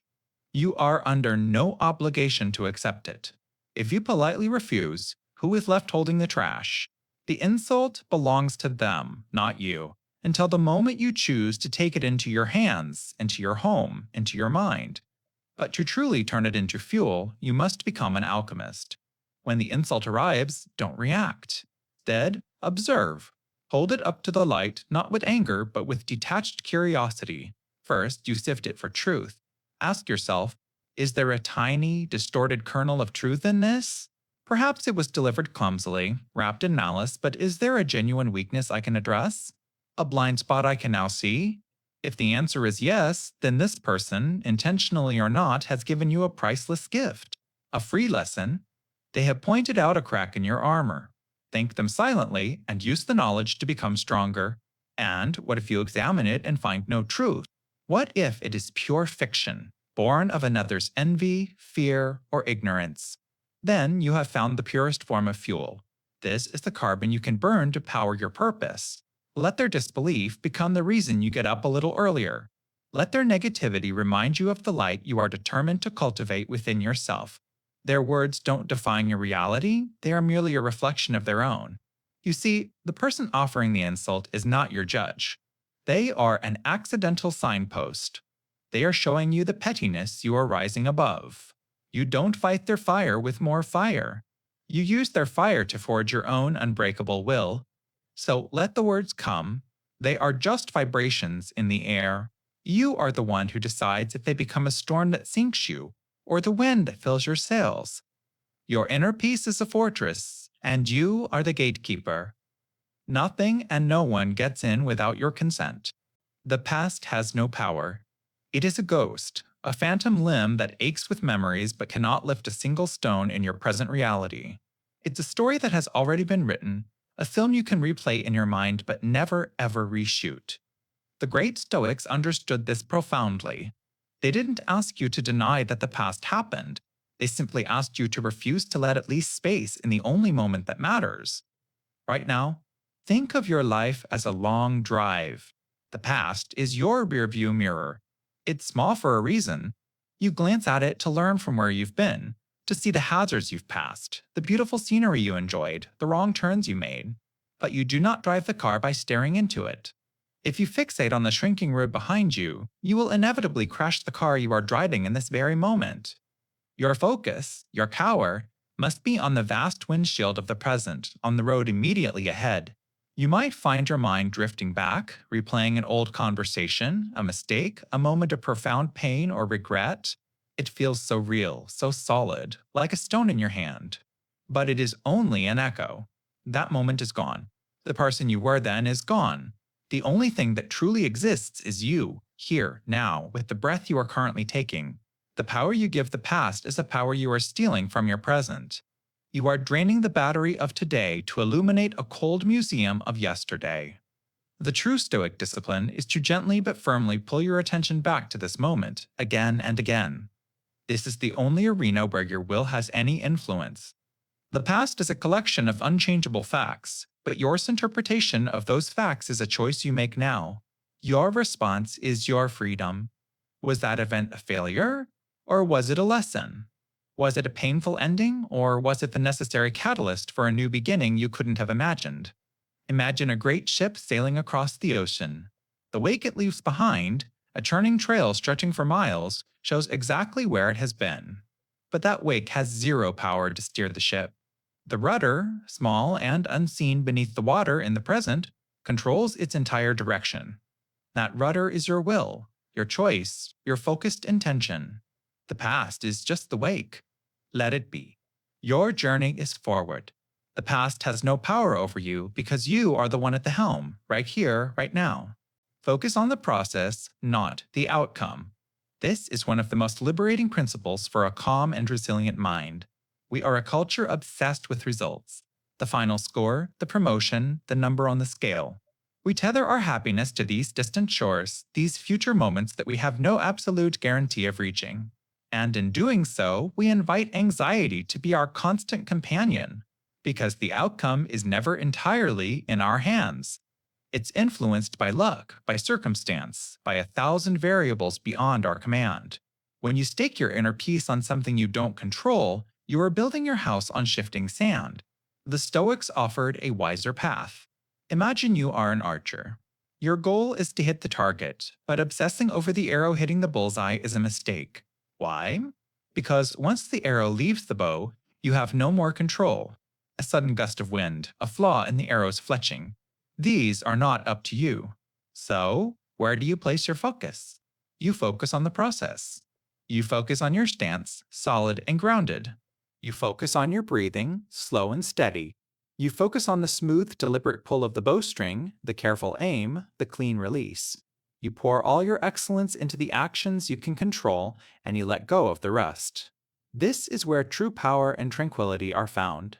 When you detach from the outcome and fall in love with the process, something incredible happens. The anxiety dissolves, the pressure lifts. You are no longer performing for a future reward. You are finding the reward in the performance itself. The joy isn't in having written the book, but in the quiet focus of writing each sentence. The satisfaction isn't in having run the marathon, but in the rhythm of your feet on the pavement, step after step. This is about being fully present in your effort. Your job is to do your part with virtue, with intention, and with excellence. Let the universe handle the rest. The outcome may be uncertain, but your character, your effort, your integrity in this very moment, that is certain. That is yours. And that is the only prize that truly matters. Your victory isn't the trophy at the finish line. It's the quiet pride in a day well lived, a task well done. That is the foundation of an unbreakable mind. Logic is your guiding star. This isn't the cold, calculating logic of a machine. Think of it as the clear, steady light of a lighthouse on a stormy night. Your mind can often feel like a ship tossed on a chaotic sea waves of emotion, winds of other people's opinions, and the deep, dark currents of your own anxieties. In the midst of the storm, it's easy to lose your way, to be pulled in every direction by fear and impulse. Logic is your North Star. It doesn't promise to calm the storm around you. That is often beyond your control. Instead, it offers a fixed point in the chaos, a reliable light to navigate by. It's the tool you use to distinguish the crashing waves from the actual direction you need to go. When a surge of anger, worry, or despair washes over you, the Stoic path is not to be swept away. It is to pause. And in that pause, you engage your guiding star. You ask simple, powerful questions. What is actually happening here, stripped of the story my fear is telling me? What is a fact, and what is my interpretation of that fact? This is the essential practice, separating what is true from what merely feels true. Your feelings are real, but they are not always reliable reporters of reality. Logic is the calm, quiet editor that reviews the frantic dispatches. It asks, is this useful? Is this rational? And most importantly, what part of this is within my power to influence?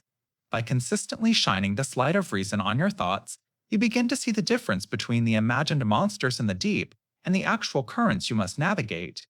You are no longer a passenger thrown about the cabin of your own mind. You are the captain on the deck, hands steady on the wheel, eyes fixed on that constant star.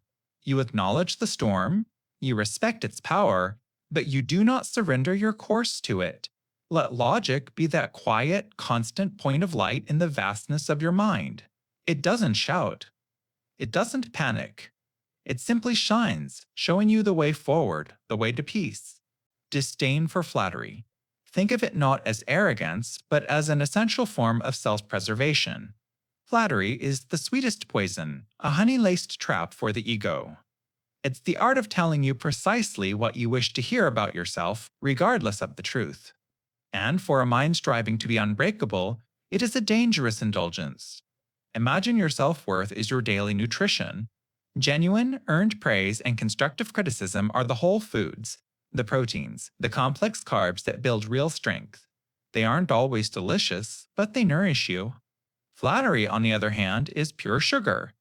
It's the candy bar that gives you a momentary, exhilarating rush, but offers zero nutritional value.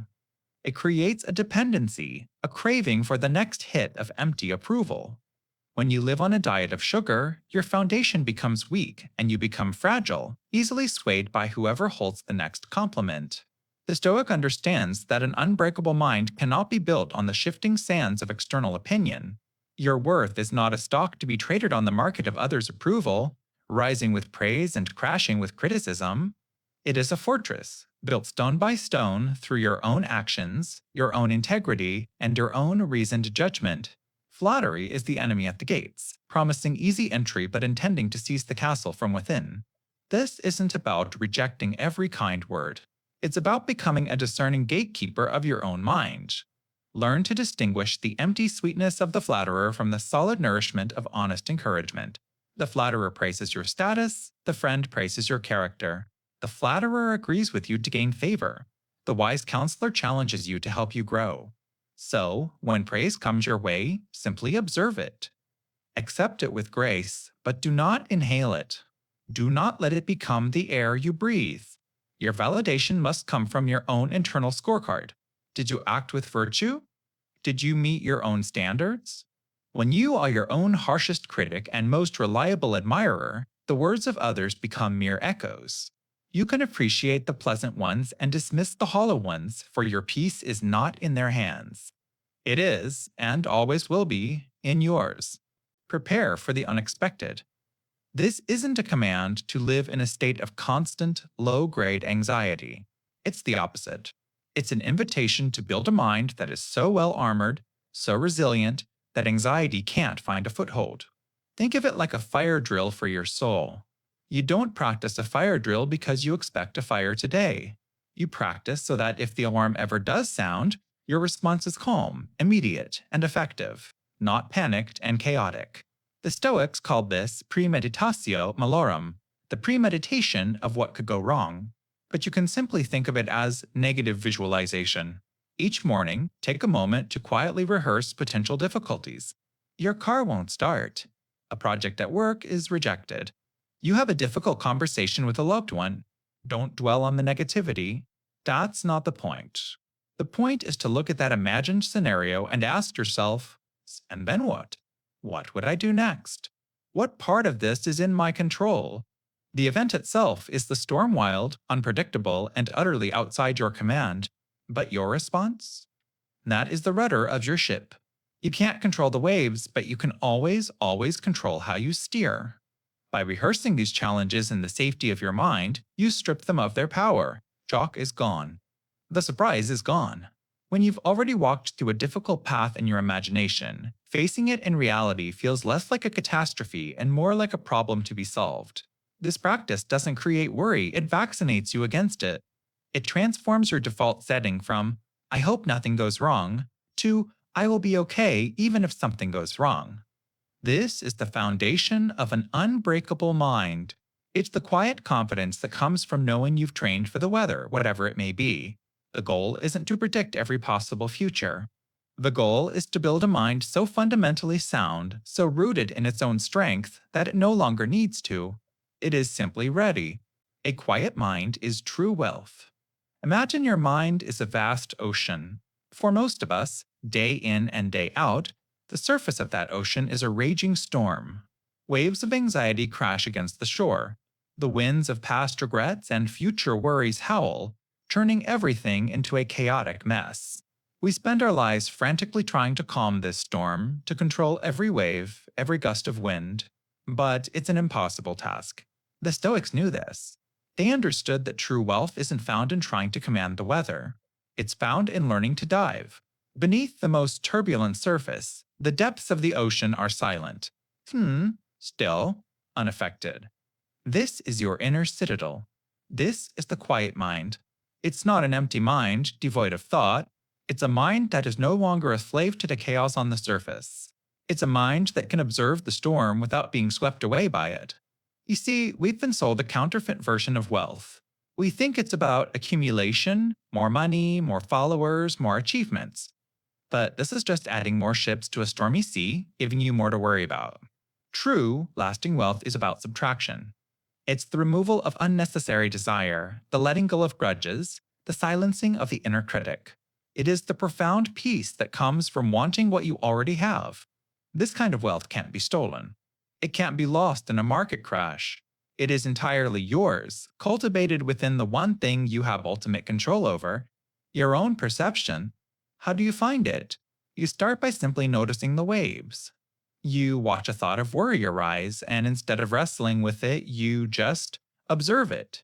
You let it pass like a cloud in the sky. You are not the storm, you are the deep, quiet water beneath it. Each time you choose not to be dragged into the drama of your own mind, you are strengthening that stillness. You are building your fortune. This is the ultimate freedom. Not the power to have anything you want in the world, but the power to be at peace regardless of what the world throws at you. That is a quiet mind, and that is the only wealth that truly matters. Serve the greater good. Think of yourself not as a solitary wave, but as a part of the vast interconnected ocean. The Stoics understood a profound truth. We are social creatures by nature, designed to work together. A hand, on its own, is useless. But as part of a body, it can build, create, and comfort. You are not an isolated entity. You are a vital part of the human community. Your purpose, your deepest meaning, is not found by looking inward at your own desires, but by looking outward at the needs of the whole. As Marcus Aurelius reminded himself, what is not good for the hive is not good for the bee. This simple idea is a compass for a well-lived life. When you face a decision, big or small, ask yourself this question: does this action benefit others, or only myself? Does it strengthen the community, or does it weaken it? This shifts your entire perspective. Suddenly, your job isn't just a way to earn a paycheck, it's your contribution to the functioning of society. Your patience with a family member isn't just a chore, it's an act that strengthens the bonds of your own small hive. Serving the greater good frees you from the tiny prison of your own ego. So much of our anxiety, our frustration, and our fear comes from being hyper-focused on our own personal outcomes. We worry, will I succeed? What will they think of me? Did I get what I deserve? But when your goal is to contribute, these questions fade away. The focus is no longer on your glory, but on the task itself and the people it serves. There is immense peace in this. It's the difference between a musician obsessing over their solo and one who loses themselves in the harmony of the entire orchestra. This doesn't demand grand, heroic gestures. You don't need to save the world to serve it. It is found in the smallest acts of virtue, in doing your work with integrity and excellence, in offering a kind word to a struggling stranger, in raising your children to be decent human beings, in choosing honesty when deception would be easier. Each of these moments is a thread you weave into the larger tapestry of humanity. As you drift to sleep tonight, let go of your personal worries. Instead, feel the quiet, profound satisfaction of knowing that today, in some small way, you played your part beautifully. You served the whole. And in that service, you found your truest self. You are a work in progress. This is not an excuse for your flaws. It is the most profound and liberating truth of your existence. It is the source of your unbreakable strength. Imagine yourself not as a finished portrait, but as a vast, uncarved block of marble. Within that stone, a masterpiece sleeps. Not a perfect, flawless statue, but something far more interesting. A version of you forged by experience, wisdom, and resilience. Every single day, you pick up the chisel and the hammer. The chisel is your attention. The hammer is your action.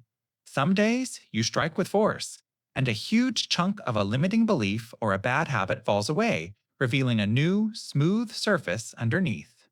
The progress is obvious, satisfying. But on other days, all you can manage is to gently sand down a single rough edge. You might barely see the difference. The Stoic mind knows that both actions are equally vital. The grand strike and the patient polish are both part of the same sacred work. You are both the sculptor and the stone. This dual role requires a unique kind of compassion. When the chisel slips, when a piece cracks off that you didn't intend, you must not see it as failure. The unskilled artist would discard the entire block. The master, however, incorporates the mistake. They see it not as a flaw, but as a new feature, a line that adds character and tells a story of the struggle. Your scars, your setbacks, your regrets. These are not defects. They are the unique markings that prove your sculpture is not a cheap replica. It is an authentic original, shaped in the real world. Let go of the paralyzing idea that you must one day be finished. A finished work belongs in a museum, static, admired, but no longer growing. Your place is in the workshop. Embrace the dust, the noise, the effort. The difficult conversation you had was the hammer striking the chisel. The moment you chose discipline over comfort was you defining a new line. The act of forgiving yourself was you polishing the stone until it shined. So, as you rest, release the pressure of perfection. Grant yourself the grace of the artist who knows the masterpiece is not the destination, but the lifelong process of creation. You are not incomplete. You are simply and beautifully becoming.